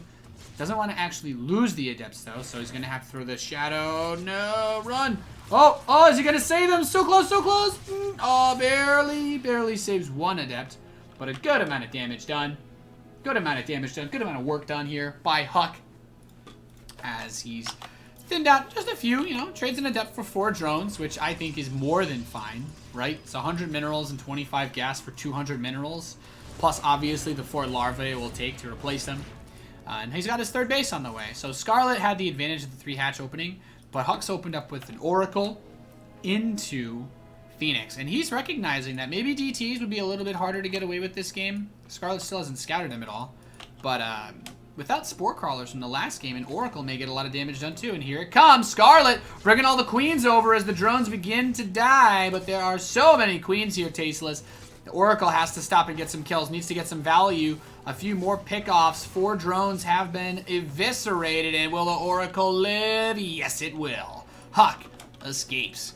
A solid opening for the Canadian Protoss player, as he is just straight thugging right now. 10 drones on the way. Resonating Glaives on the way. He's got it almost.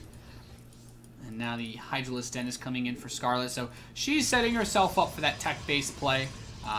Obviously, adepts do a lot of bonus damage versus light units. That includes the Hydralisk, so we might actually be able to see these adepts do a lot more damage against these forces. This is a big deal. This is an important key moment as the Spire starts up. Huck already has that Stargate to work with. Scarlet knows that because of the Oracle that came into her base, but maybe this is a cheeky play, as this Oracle is going to continue to run around, and those Phoenix are looking for something to kill. Scarlet has not started a 4th base. With these Phoenix on the prowl, it will be difficult to get that hatchery started, since the drone will have to make its way all the way across the map.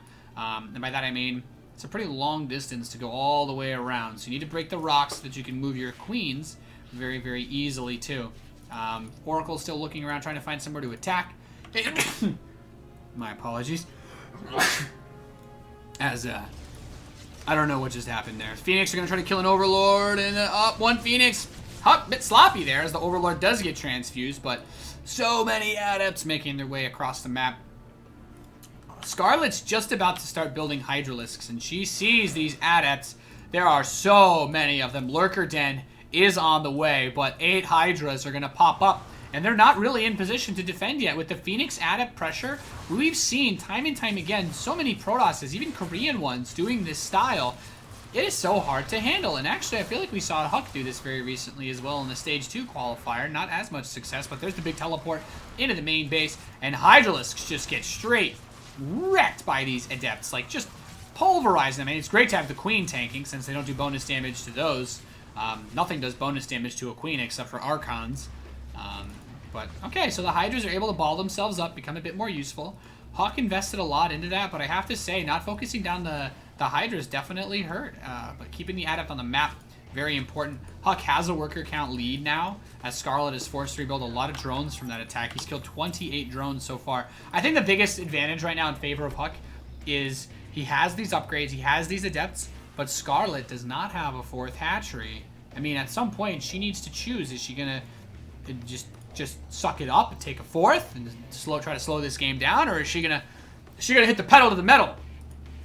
Anyway, I love what Huck is doing right here. Look at this putting the stasis ward. You can put the stasis ward under buildings? What? That looks like a... Is anyone from Blizzard watching this game? That looks like it'd be harder to spot than normal. You can do that? That looks like it's in the pylon. I don't know. Anyway.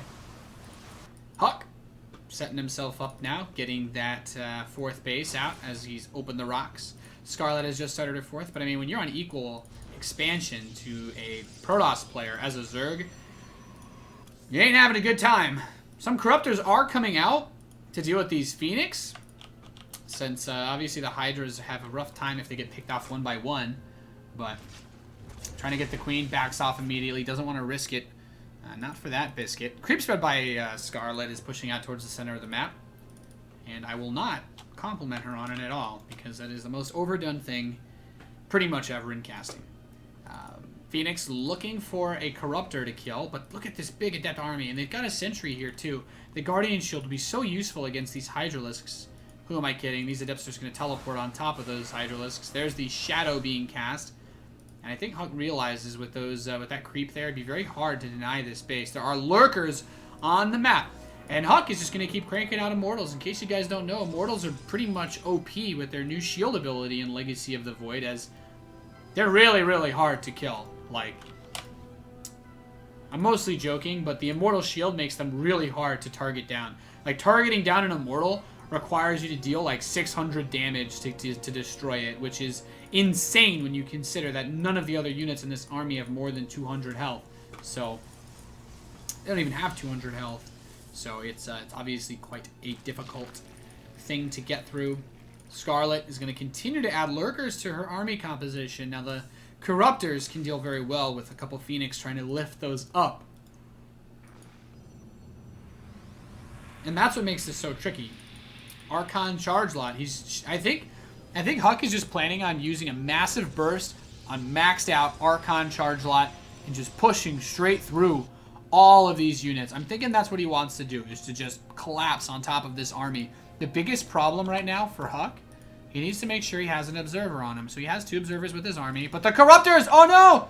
The Corruptors are coming to take a piss on this Nexus. The Phoenix are showing up trying to save it, but it can't be saved. No, Nexus sniped by the Corruptors. Of course, the Corruptor's anti-ground ability is so sick, so sick. And now she's going to start to actually kill those Phoenix. Oh no, there are the lurkers. Oh, wait. Stasis gets a lot of the Lings. A lot of the Lings get trapped by that Stasis. The Phoenix are going to come over. They're going to try to pick them up. I don't know, Kev. Here come the Zealots charging up. He's got the Archons in tow. Great lift-ups on those Lurkers to reduce the overall damage output of this army, but needs to get those Zealots on top of the Lurkers, mess up that line spread attack. It looks like, with the Overseer, are the Observers still alive? One Observer is injured, but the other 2 are still okay. So we have Observers in place. The Lurkers have been cleaned up, and Huck looks like he smells blood in the water. He's going to move across the map. There's only 6 Hydralisks, 10 Corruptors at home to defend. 16 Hydras are about to finish up. 1 Lurker, 2 Lurker on the way. But are the Lurkers going to finish before the attack comes? 15 seconds left for those Lurkers to finish morphing, but I don't think that Huck is going to be stopped. He's continuing to charge down the map. He's pushing so hard. +2 attacks about to finish up. These Lurkers are going to be caught as soon as they finish. Just need to make sure that you have the Observer here. 1 Lurker killed before it can burrow. 2nd Lurker does manage to barely burrow, and we'll get some damage done. But the Observers are here. Huck just needs to move it over. He's going to clean up this 4th base. There is a 5th, but no drones on that 5th base. And Lurker repositions itself. Scarlet trying her best to hold on. The Corruptors are going to piss on the 3rd base Nexus. They managed to snipe it. Oh my goodness. Oh my damn. Huck, his army's doing well, but his economy's taking a beating. Need more photon cannons. Those Corruptors are real. I mean, I don't know what they drank, but that is some dankness coming out of these bad boys. As Scarlet has another hatch in the top left. The Zealots find the hatchery in the bottom right. And that's all that's needed. That is all that is needed. So these Zealots can shut this down. The Lings won't be able to do too much as the rest of this Protoss army makes its way forward, and boom, boom, picking off those creep tumors, denying this hatchery gets denied. And now Huck, the only base left for Scarlet, is in the northwest. She's out of money in her main. Her natural is running thin. Even her 3rd base, because she went double hash before pool, is also running very low. Scarlet needs a lot more bases to continue doing what she's doing, but her hive is only halfway done. Huck, this Charge Lot Archon army can just make mincemeat of everything that is had here. The Photon Overcharges defended this Nexus from the Corruptors. The Corruptors would love to come take a whiz on this Nexus. But, yeah. It's tough, man. It's tough. As we have two lurkers extra about to finish. What's total lurker count at right now? We have 14 lurkers.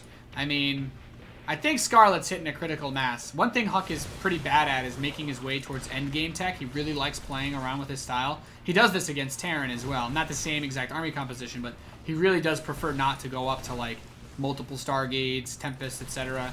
At least not versus Terran, and so far not in this matchup. So he's just relying on this army being enough to punch through everything here. He's going to move in on top of this center base.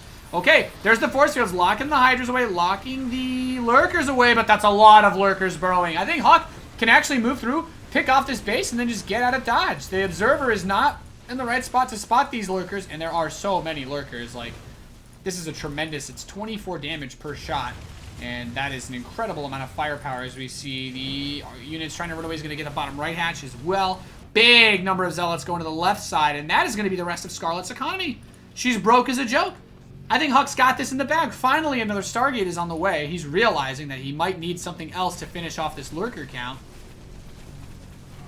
But yeah, these Zealots, man, they're just ripping these Zerglings to pieces. They have the +2 attack upgrade, so they two-shot the Zerglings. Whoa, whoa, whoa, whoa, whoa, what are you doing? F2, no! We killed the hatch, though, so it's okay. These Zealots are not quite very... These Zealots are not fast. These Zealots do not have +2. Kappa. And, oh, Scarlet. Nice positioning there. Gets a couple Archons for free. I mean, these Lurker Ball is scary, but... I mean, Scarlet is just taking too much damage. I don't know what she's supposed to do. Fleet Bacon is on the way.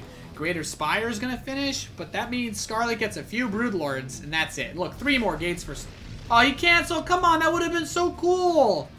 5 Stargates would have been awesome. Anyway, Scarlet's Creep Spread has managed to block this expansion, which is nice. That's nice. But Huck really is just preparing for the most epic A move ever, I think. Like, this is not an army that is A move friendly from Scarlet. But I think once these Tempests are out, once the Void Rays are out, that's got to be it. That's going to be curtains for Scarlet. She just doesn't have the income. She's broke. There's no minerals in the main. There's 90 minerals left here. In this space, we have 20, 120. This one's gone, actually. So maybe 150 minerals left in this base. Yeah, this is just bad, man. There's maybe a couple hundred left. Maybe 1,000 minerals total just under in this third base. So she's trying to retake the top left base. She's trying to retake the bottom right base. But Huck's army is a bulldozer, and it just got a construction permit for wherever Scarlet has taken her expansion. She's going to move all over with her Lings. But I just don't see how she's going to bring it back. We have Broodlords on the map now, but there are already Tempests. There's already Tempests, which is all that's needed. And I think Scarlet, you see those Tempests, and you got to tell yourself, man, I don't think there's anything I can do here. I got to admire Scarlet's tenacity. She's really fighting for this one. The Lurkers can deal with close to any ground army. This many Lurkers is actually really tremendous. But this army is just so fast as well. It doesn't need to burrow or siege. And Scarlet just trying to squeeze out Broodlord after Broodlord. But she can't afford to build Corruptors. Like, if she was maxed out on Lurker, Broodlord, Corruptor with a Viper or 2, I can see her taking this game. But she doesn't have the money to make this army big as it needs to be. And that's where she loses this one, I think. Huck's just going to keep moving forward. He's going to keep pressing. He doesn't want to throw this game away. He doesn't want to risk it by running into the Lurkers, which is totally understandable. But this base in the bottom right is taking a beating. And I think Huck will be more than happy to fight against those other units. Yep, he's just going to kill the drones. It's like, okay, well, there goes your already bruised and battered economy. Good drone micro from Scarlet. But now Huck's getting a 5th base in the top left. He's got Zealots still nearing very close. Storm is on the way to help deal with everything else. I feel like Huck is really taking his time with this one. Like, he could have just built 3 more Tempests and I think moved through this game. Like, I'm not going to lie. I'm pretty sure Huck is just styling on Scarlet right now. I think this is Huck's way of just being, like, slowly letting her bleed to death rather than actually just, you know, delivering the coup de grace. Because he totally could have ended this, like, a while ago. Like, a while ago. How many corruptors does Scarlet have? Just one. Yeah, so the Broodlords... Yeah, the Tempests have no answer. There's nothing that can deal with Tempest right now.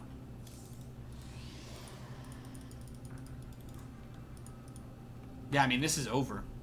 Huck is just playing with his food right now. I guess Scarlet's just going to make this last desperate push because honestly, there's really nothing else she can do. I think she recognizes that she's pretty boned right now too. She's going to run to the Stasis Ward, captures half her Hydras, actually pretty much all of her Hydras. So all of Scarlet's anti-air is now locked down for another 15 seconds, and there's the Tempests. What is she going to do? GG. Huck takes the 2-0 and will advance on here at the DreamHack. Excuse me. At the, had DreamHack on the mind. At the Intel Extreme Masters Katowice qualifier. Pretty nice. Pretty nice. Nice 2-0. Solid performance for Huck. Not bad. Not bad. All right, that was a mouthful of a series, boys. We'll have a short break, and we'll get into the next match as soon as we can. As soon as we can get to the next match, we will do it.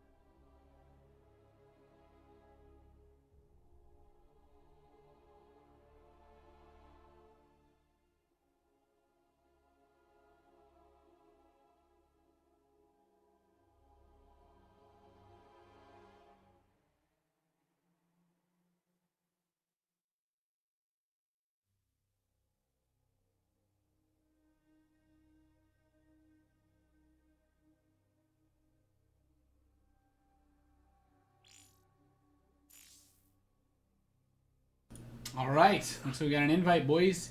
Invite hype.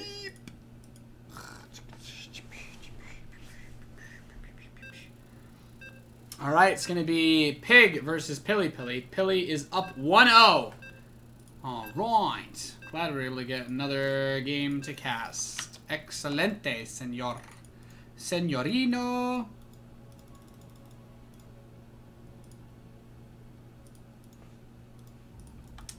All right.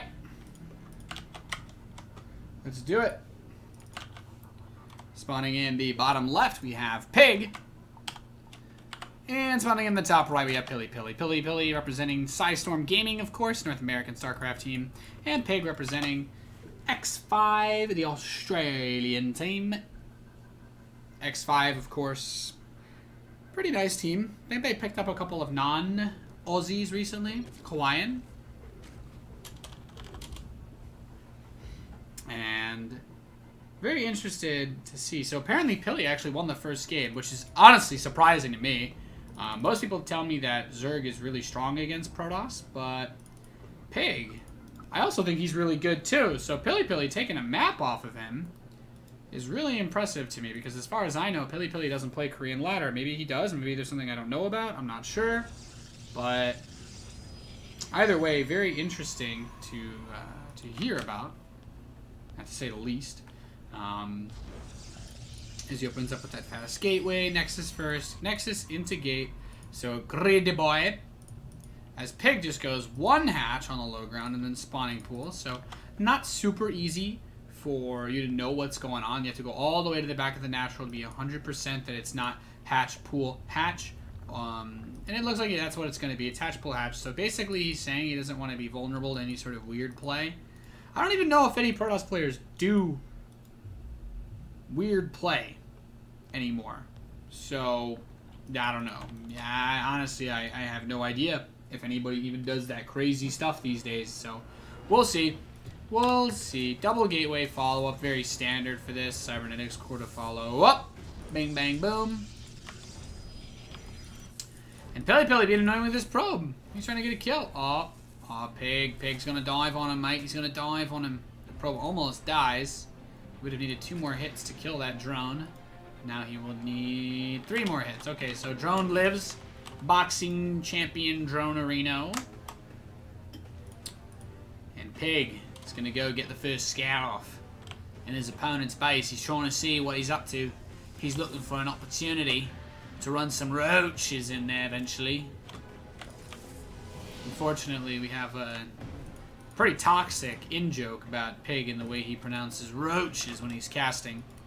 So, he deserves it for all the roaches there are. And what exactly is he going to do? The Lings are going across the map. The first 2 Adepts are coming out. Is he going to try to just take a third base with this? He's got a pylon in the corner to watch out for any sort of weird drop play.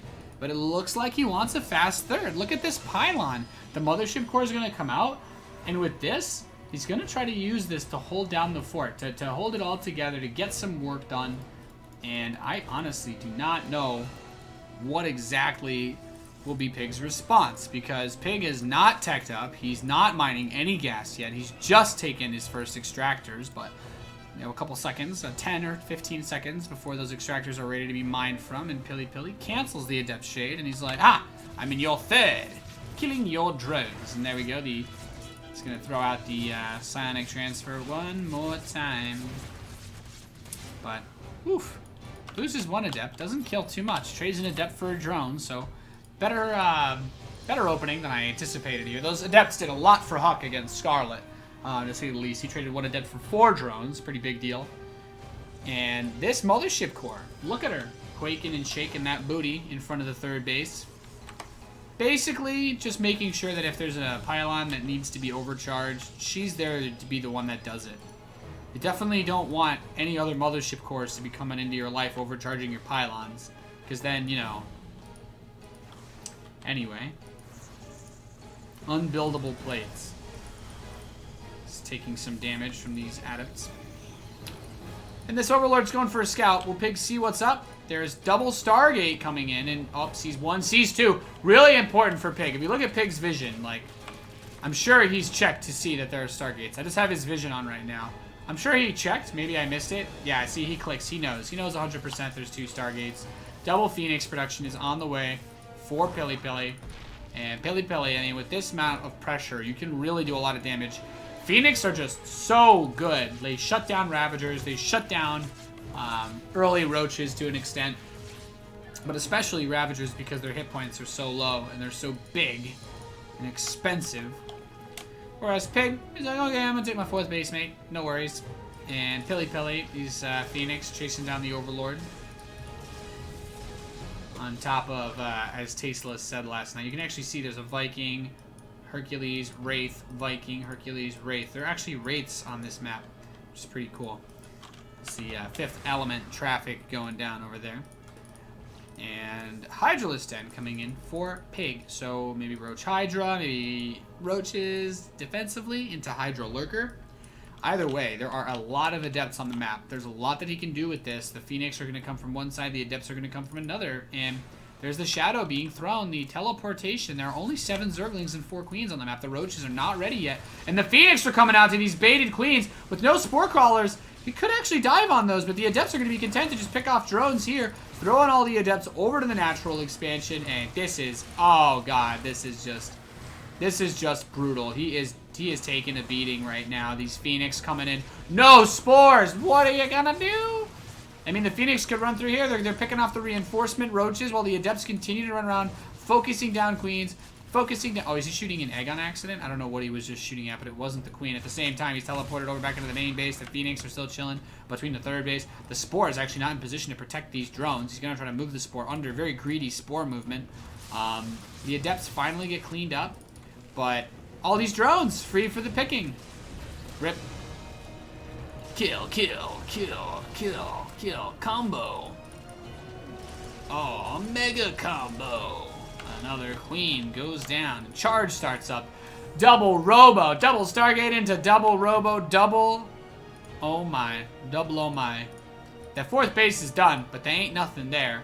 Pig has taken only 11 drone losses, but he lost a lot of units as well. If we look at overall resources lost, 900 resources ahead. For Pili Pili, that's an entire mineral patch in Legacy of the Void. As you guys can see, 900 minerals right there. So bing, bang, boom. Nice start for Pili Pili. And he's going to continue to look around because there's no Spore Crawlers there. So he's like, oh, a drone? Oh, thank you. Oh, another drone? Oh, wow. Well, don't mind if I do. A Queen as well? God, you shouldn't have. And, oh my, a Hydralisk too? And an Overlord on my way out. Well, you know, don't shut the door. Oh, loses 1 feet. Wow, he's just going to go on top of the Hydras and kill all of them. Wow, Pili Pili. Balls of steel. Trades out. Looks like he lost 1 or 2 Phoenix there. I think he lost 1 earlier already. For a couple of Hydralisks. Not too shabby because those Hydras are the key. We have Immortals coming out. A lot of Immortals. Charge Zealots with +1. Also Shrek. Hydralisks in the open field. So the Lurker Den is on the way. This right here is everything for Pig. Pig is desperately waiting for this Hydralisk Den to finish. He needs this so badly. He desperately needs this to be able to hold off a push. This must have been an accident, right? This can't have been intentional. You know what this tells me, though? It tells me he doesn't have the Colossus skin enabled, which means he either hasn't won 2 games on NA in a while, or he didn't buy Legacy of the Void Collector's Edition. Phoenix get caught by the Hydras to get picked off. Noise! I mean, I still feel like this is the best opportunity for Pili to strike because there's no Lurkers yet. Pig decides instead he wants to strike. Oh, God. This could be awful if he gets force fielded. Oh, he does. Oh, a good number of Hydras get caught right there. Still has the Immortals up front. Big Warpins. Big money. Big money. And I think he's just, what is he going to do? Morph another Archon. Vroom. And that is going to make his army so powerful. So strong. So masculine. As he gets ready to attack Pig, who's got a lot of Hydras outside of that 3rd base. He's like, oh, no 4th here. Okay, you got this base here. I'm going to break down your rocks, get all up in your face. Now, there are pylons here, so he can 420 overcharge it if he needs to, but he doesn't have the ability to recall because of that. So the Roach Hydra army is just going to step in, get to work on those pylons, preventing them from being able to deal any more damage. He has enough energy to overcharge one more time. But the Mothership Core is going to go down. At the same time, Pilly's content to go for what seems to be just a very awkward base race. But he doesn't have any Dark Shrine. And there's an Overseer here anyway, so it doesn't matter even if he did have one. He has this base here. The drones are going to go on the run. There's a cannon at that base. He's trying to warp in. Oh, sentries! So many sentries on the ramp. Brilliant decision-making by Pilly. He can hold this off as he marches through. He's cleaned up one base, two base. Attack! Oh, what are you doing? Attack! No! You let the Hydras leave. What are you doing? No. Oh, well. Some units escape for Pig as Pilly continues to mop up. And sloppy control coming out of both players now as we have reached... No! Don't let him in! Uh-oh. He needs to... I don't know what's going to happen now. He's lost so much. Now there's Ravagers on the map. I mean, Pig does have drones. He's taking a hatchery inside the third base here. But this is a lot. This is a ton. They both have a huge amount of army supply. But the thing is, Pig still has some units. Is that an accidental swarm host? Okay. And the Immortals are going to try... He's got to do something. He doesn't have a Mothership Core. He can't recall. He's got to go. He's got to get out of there. Pilly. I'm curious what he's doing here. I mean, he could break the force fields with this Ravager, right? His probes... The drones kill that pylon. He's still got the Phoenix. And he's going to kill this space, which is also fine. But, okay, one Roach comes up the ramp, throws the Corrosive Biles to break the force fields. But, oh, no, he's made his way up the ramp. This is where things can get really dicey. No! Pilly's in such an awkward spot. Pig, he's losing all of his buildings. He still has this hatchery, but he has to win the game right here, right now. Gets rid of the Ravager, very important. If he can clean up those Hydras... Phoenix, bring the Phoenix back. Pick up the Hydras. Bring the Phoenix back, Pilly, please. There we go. Okay, the Phoenix is coming. He force fields the Hydras. And this game is so insane. I think Pilly has got this, though. Pilly has such a huge army. I think it's all ogre. I think it's all over. He killed the Cyber Core, but it is not enough. These Zealots, they're going to just charge straight into these bad boys. And when this army comes home, that's it. It's GG. I mean, the Hydra count is still somewhat reasonable now. The rest of his army has regrouped. But this will not die. These Immortals will mop up all of this. Like, this should be pretty much GG once Pilly gets back here. Unless Pig has the most phenomenal engagement that I've ever seen, literally, in my entire life. Gets all the Phoenix. That's really nice. He's morphing a bunch of Archons. He's going to wait for the Archons with this army. Maybe he wants to sandwich him. I'm not 100% sure. Wait for them all. Wait for them all. Pilly has the money. The biggest problem for Pig right now is he has no tech. He has nothing he can actually build except Queens and Zerglings. Pops the Guardian Shield. He's just going to move in on this hatch. He says, hey man, if this is how you want to do it, I'll kill your hatchery and back that ass up. But hatchery does go down. And now that's it. So Pig's going to be revealed very soon. He needs to make the most of this game right here, right now. The Archon's continuing to charge forward. That splash damage on the Hydras is so strong. He kills everything.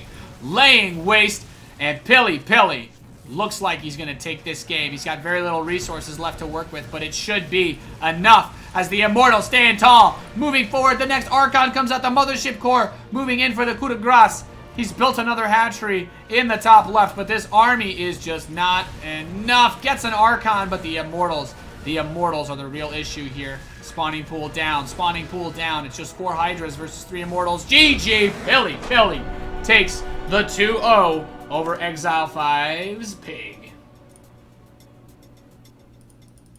Well memed. Pilly with the 2-0 over Pig. Nice play.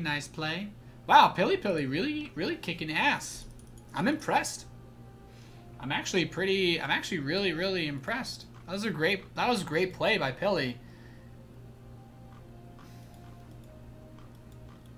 That was phenomenal play by Pilly.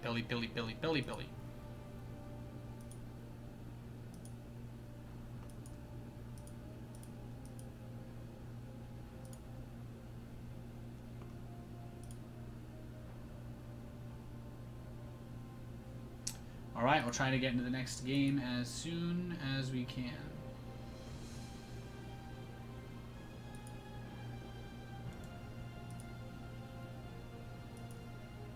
Boom, boom, boom, boom, boom.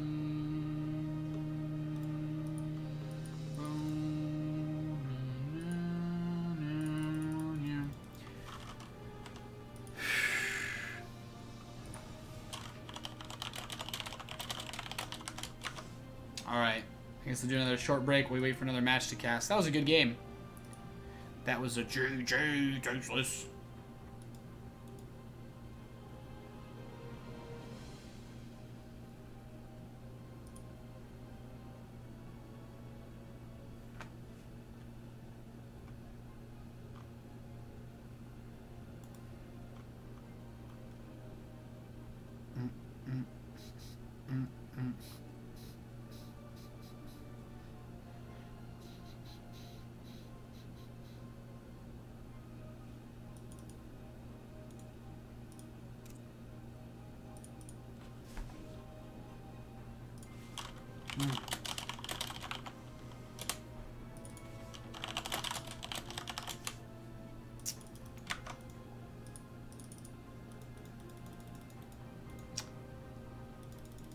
I want to do Calazur versus Pili Pili.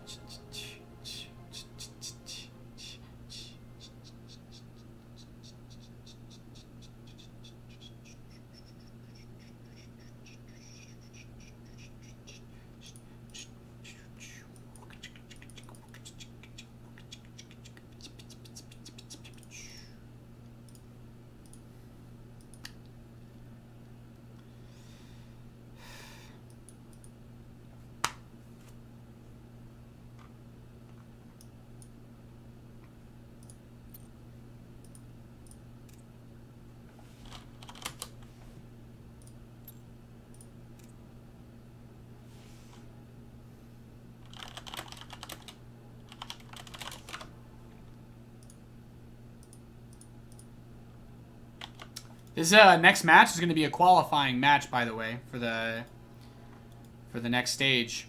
Calazur versus Pili Pili is what we're going to do. Baby girl.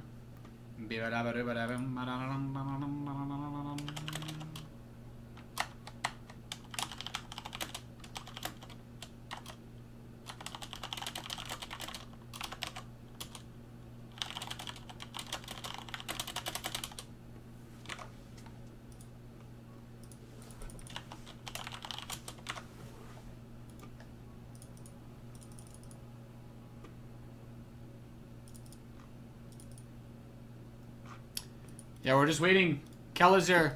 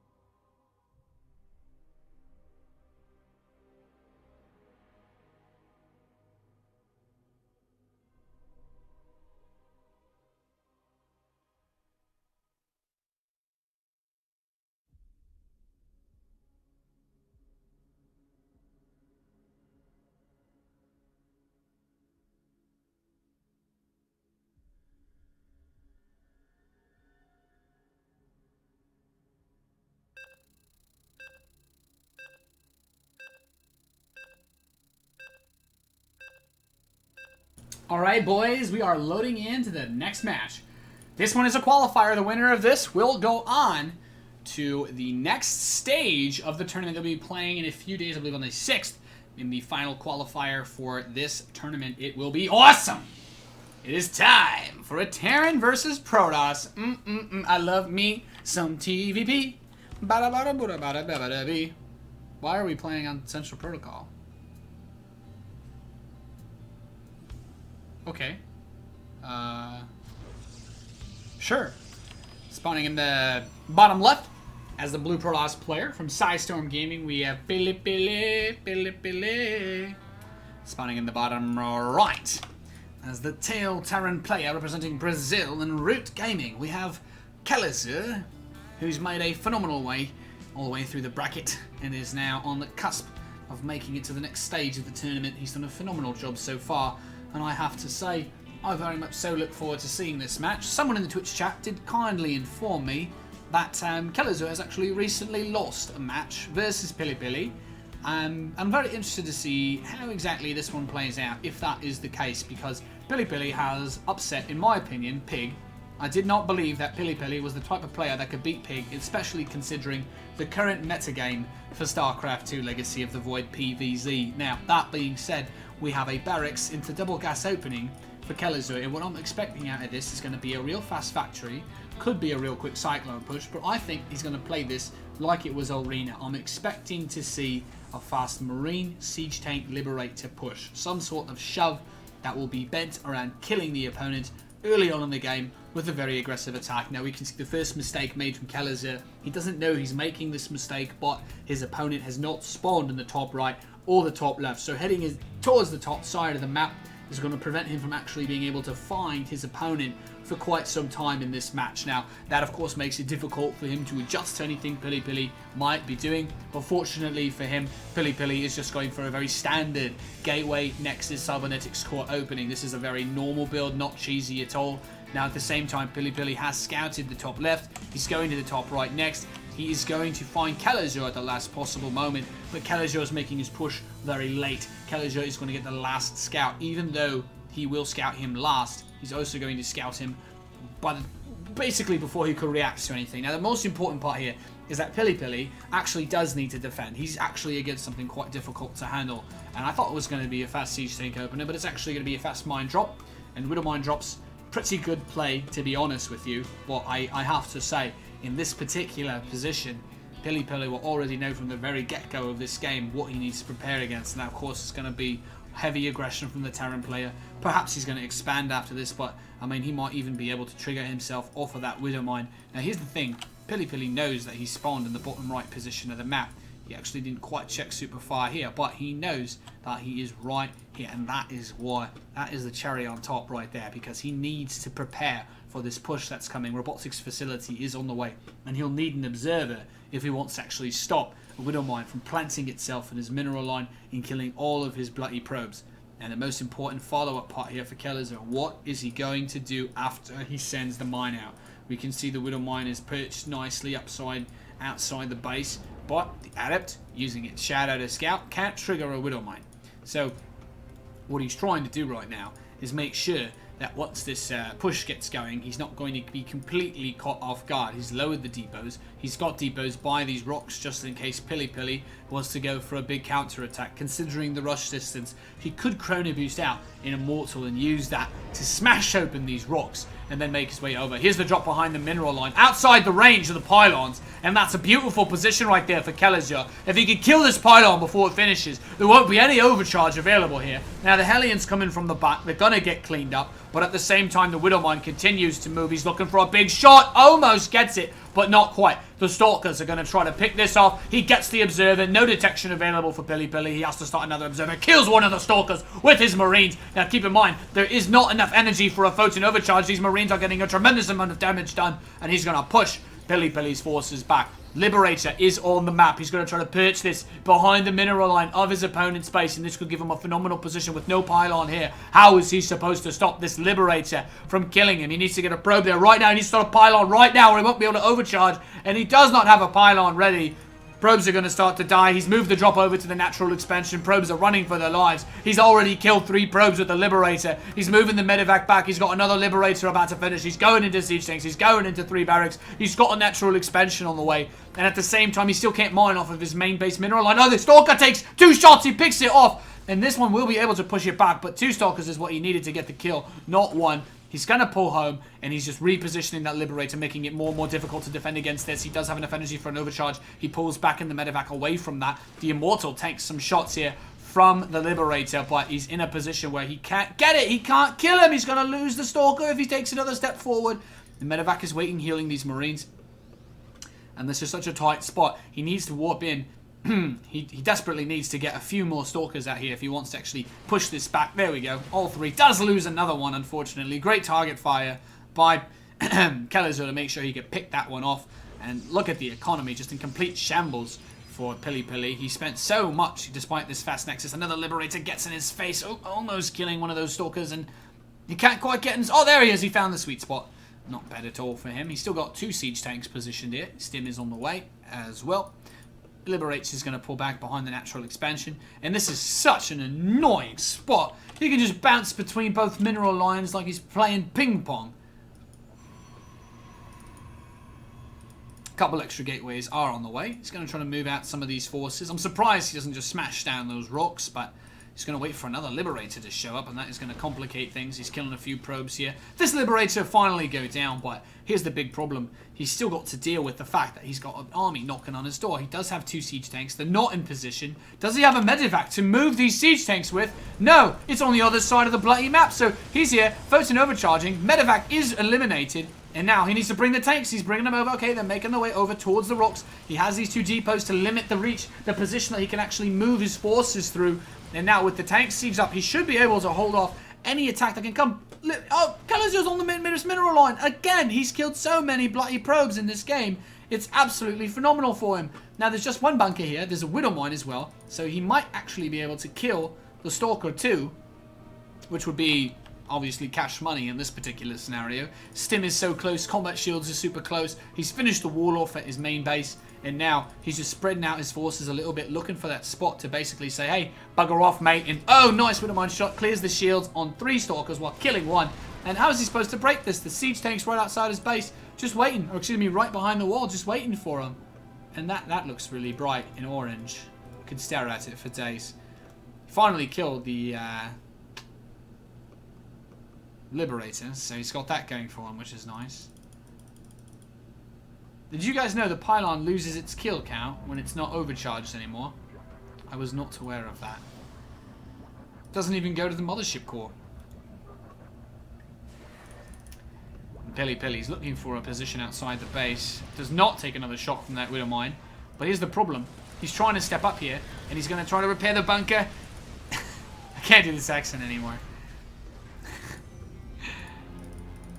I mean, Kellezer has stim and combat shields. That's everything he needs to beat this army. With tank support, like, this should be pretty good, honestly. Like, he should be totally fine.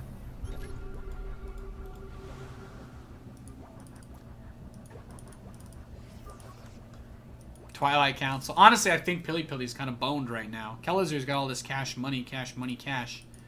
Money, money, money, money, money, money, money, money. He needs to go up to 5 racks is what he needs to do. Yeah. He needed to do that like a minute or 2 ago. But otherwise, everything's okay. Otherwise, everything's fine. I'm alright. It's okay.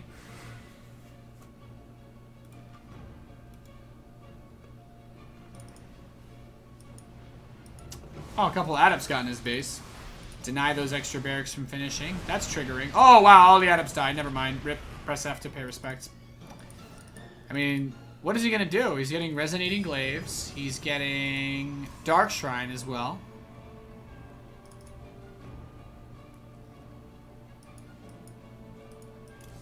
You know what I noticed? If you look at a unit that's warping in, it still says that it's 11 seconds, but that meter just moves very fast. I'm pretty sure Blizzard didn't actually make 2 different warp-ins based on what pylon you're in. I'm pretty sure Blizzard made it so that a warp conduit pylon has a chrono boost modifier on warping in units. Look, it's out of 11. It's out of 11, guys. It just goes really fast. Blizzard baited us.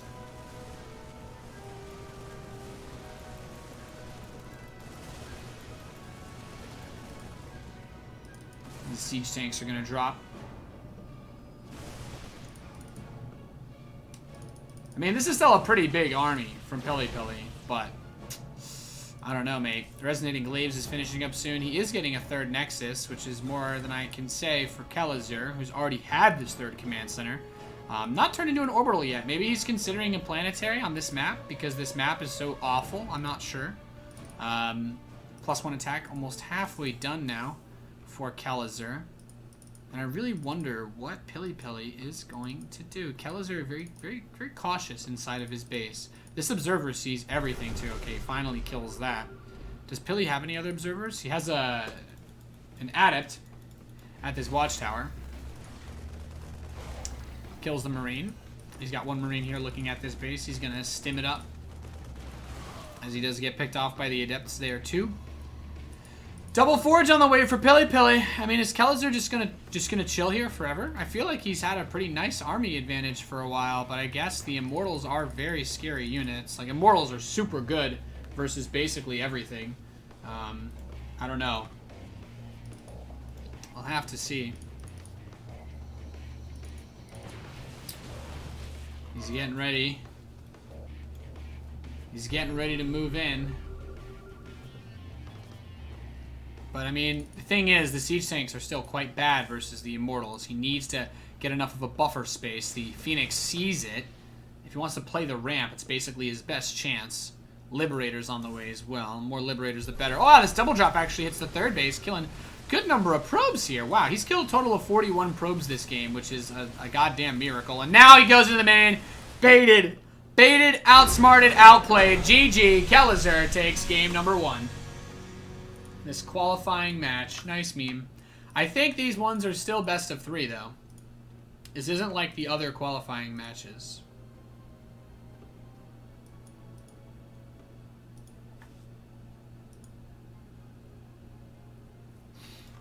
Alright, so we're just going to wait for the invite into the next game.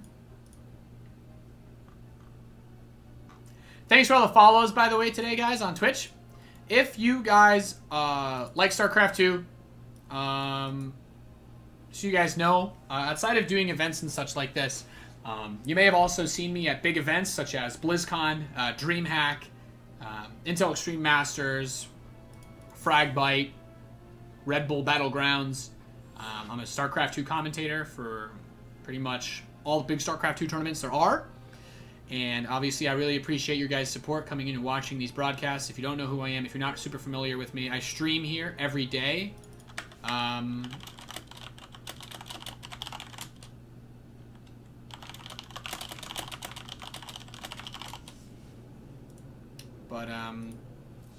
Yeah. So.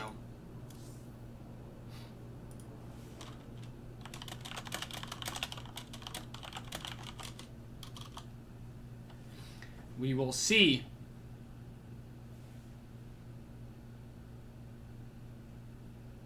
We will see. We're in the lobby for game number 2.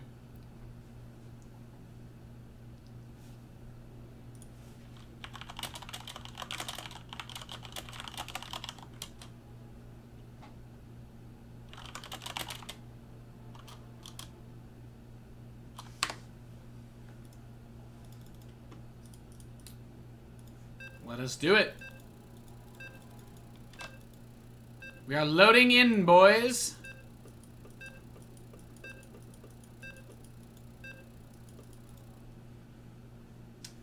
Arena. Terran versus Protoss. One of my favorite TVP maps. Blizzard's just using Valve time. That's an interesting idea. An interesting prospect. I think this is best of 3 still, so the winner here could possibly go on straight away to the Stage 2 qualifier. Of course, still a long way to go. Still a very long way to go. You guys are watching the WCS Winter Championship Stage 1 qualifier for the Intel Extreme Masters at Katowice, which will be taking place in March 2016, so just a bit over a month. Hopefully see you guys there. Should be a lot of fun. I'm very excited for the event. Gas first. Barracks. Kelazur Currently up 1-0 against Pilly. Psystorm Gaming Protoss in the top left. He's gone pylon, gate, gas. What is he gonna do? Is it just gonna be a straight up one base play? Is he gonna take another gas? Do it. Ghost Pepper. Ghost Pepper. Nope, never mind. It was a good bait from Kellezer in the last game with that drop play. I wonder how aggressive he'll be on this map. We have some time. We have some time before we see what exactly these guys want to do. How exactly they want to play against each other. Pilly. Scouting this gas first play. He's got to be expecting something weird. There's the factory. Honestly, I'm just assuming it'll be a fast mine drop, but if Pilly goes straight Stargate, I think you could probably just kill him by building 3 Phoenix, denying a mine drop, and then afterwards just building a Fleet Bacon and going into Tempests. I'm not joking with you guys. One base Tempest on this map is absolutely ridiculously difficult to deal with. This is not a joke. Like, one base Tempest is so strong on this map. Yeah, just saying. Just saying. Factory's going to finish up shortly. Still just 1 gas, so it's going to be a mine drop. No doubt about it. Not really anything else that he can do. Maybe he'll build a starport? I'm not sure. Maybe a starport. Use that to try to get up in people's faces. Who knows? Who knows? Probes in the bottom right. Don't think he's going to proxy anything. Be risky. And it's a Stargate. 2-gate Stargate opening. I mean, this could be the 2-gate Adept Oracle push that we used to see a lot in the beta. But I think would be better. I think a better way to do this would probably be to go for Phoenix. Yeah, Stalker Phoenix. This is honestly just going to take a hot steaming dump on Kellezer's build. Like, he has been hard countered so badly. He's like, I want to do it. Okay, it's a Hellion drop, not mine. I want to do... Oh, he has a mine, but it's at the ramp. Okay, that's a cool place to put the mine.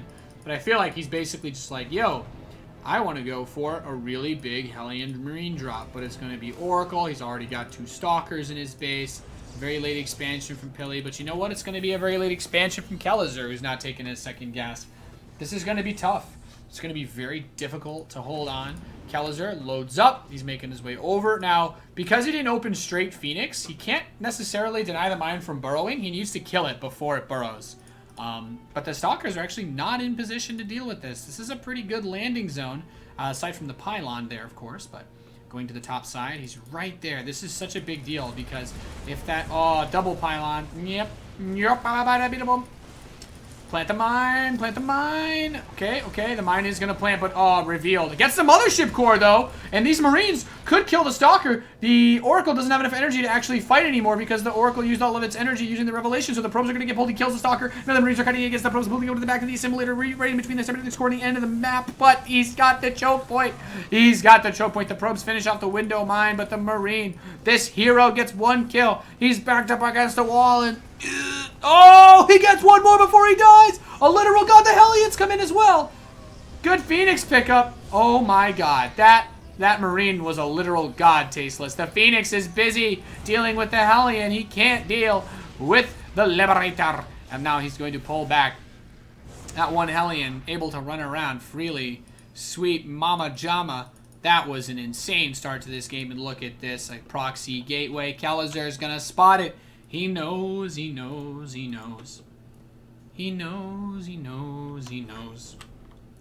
the probe's like, God damn it. So what does he do now? He's just going to go for some 2-gate. I guess it's with this, it's 3 gates. Oh, he cancels it. Pilly's giving up on the aggression. There's a Cyclone coming out. He's got dos Liberatos. And Liberator is 1 for 1, I'm pretty sure, trade against these, but... Unfortunately, one of the Liberators was already weakened, so he's gonna lose his Liberator. Cyclone! Oh, he's going for it. Gets the Liberator, and you know what the Phoenix picking up the Cyclone to cancel the lock-on and then just dropping it is like? That's like when you're trying to argue with your parents, and then your dad just picks you up and he's like, no, and then he sets you back down and he walks away, and then you go cry into your bed for half an hour. Definitely never happened to me. Second Cyclone. Okay, okay. If he's going to build more than one Cyclone, you might as well get Magfield Accelerator, in my professional opinion. As a professional opinion giver. Anyway, we'll see.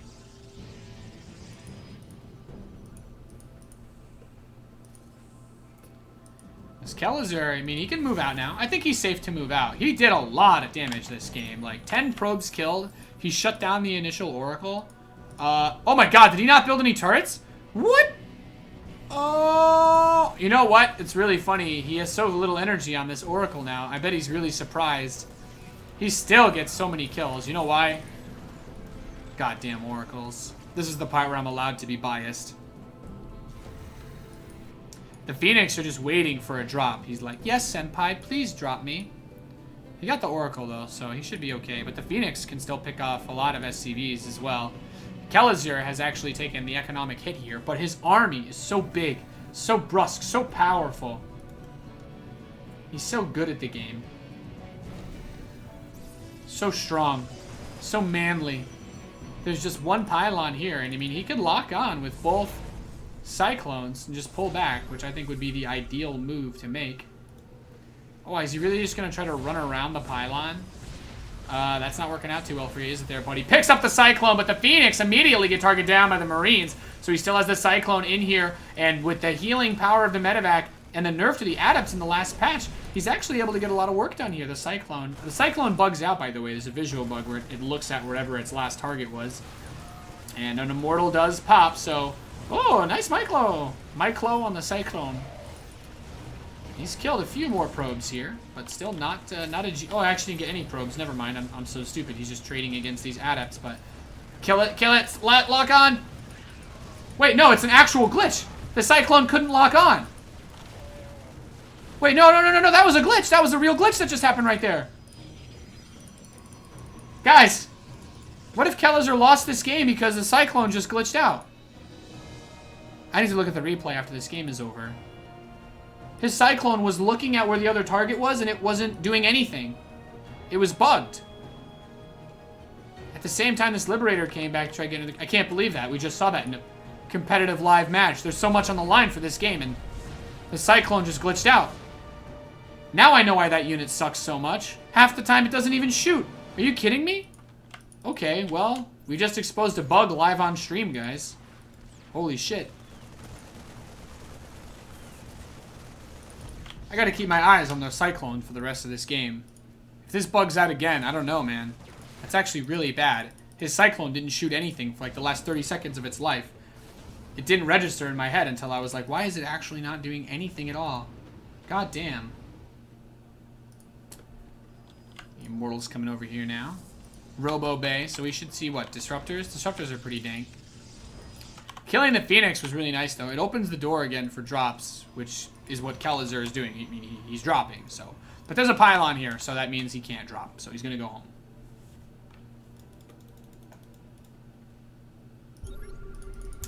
Combat Shields is coming in. It's nice to have Stim, though, because his Marines are very powerful now.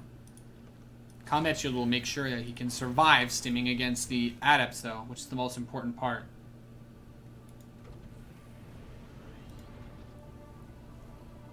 I still can't believe he had a Cyclone not do anything for that entire fight.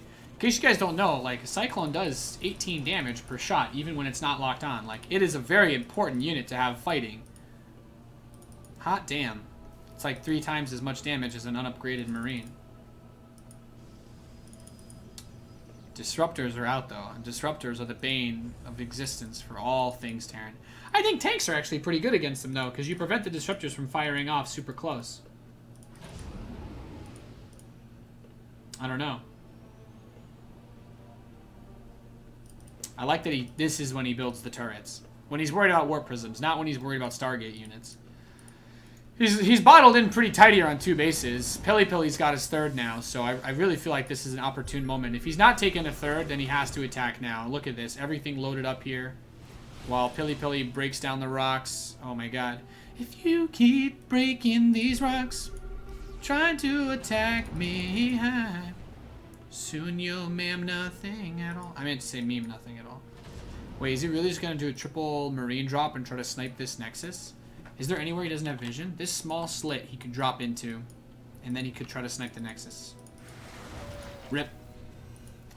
Oh, he's got third command center. I didn't even notice. Kappa. Number 1 observer, NA.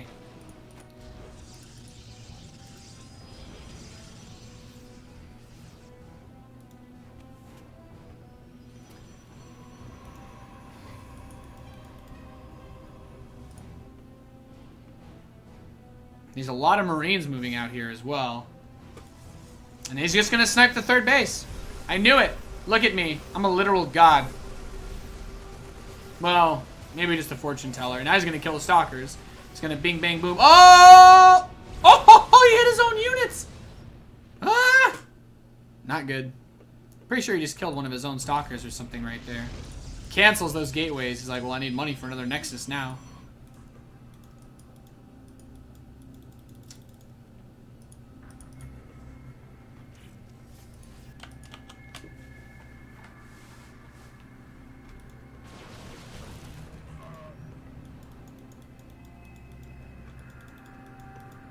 He's going to drop inside of the natural expansion. Sorry, I'm seeing the chat's reaction just now to the Cyclone bug. Picks off the pylon, gets some mothership core as well. Kelazur still up quite a bit in supply. These Marines are going ham as he gets some work done here. Doing a great job with that stim, picking off these stalkers. And there's the counterattack from Pili Pili. He's got the disruptors, but they've been focused down. GG, Kelazur wins 2-0 and qualifies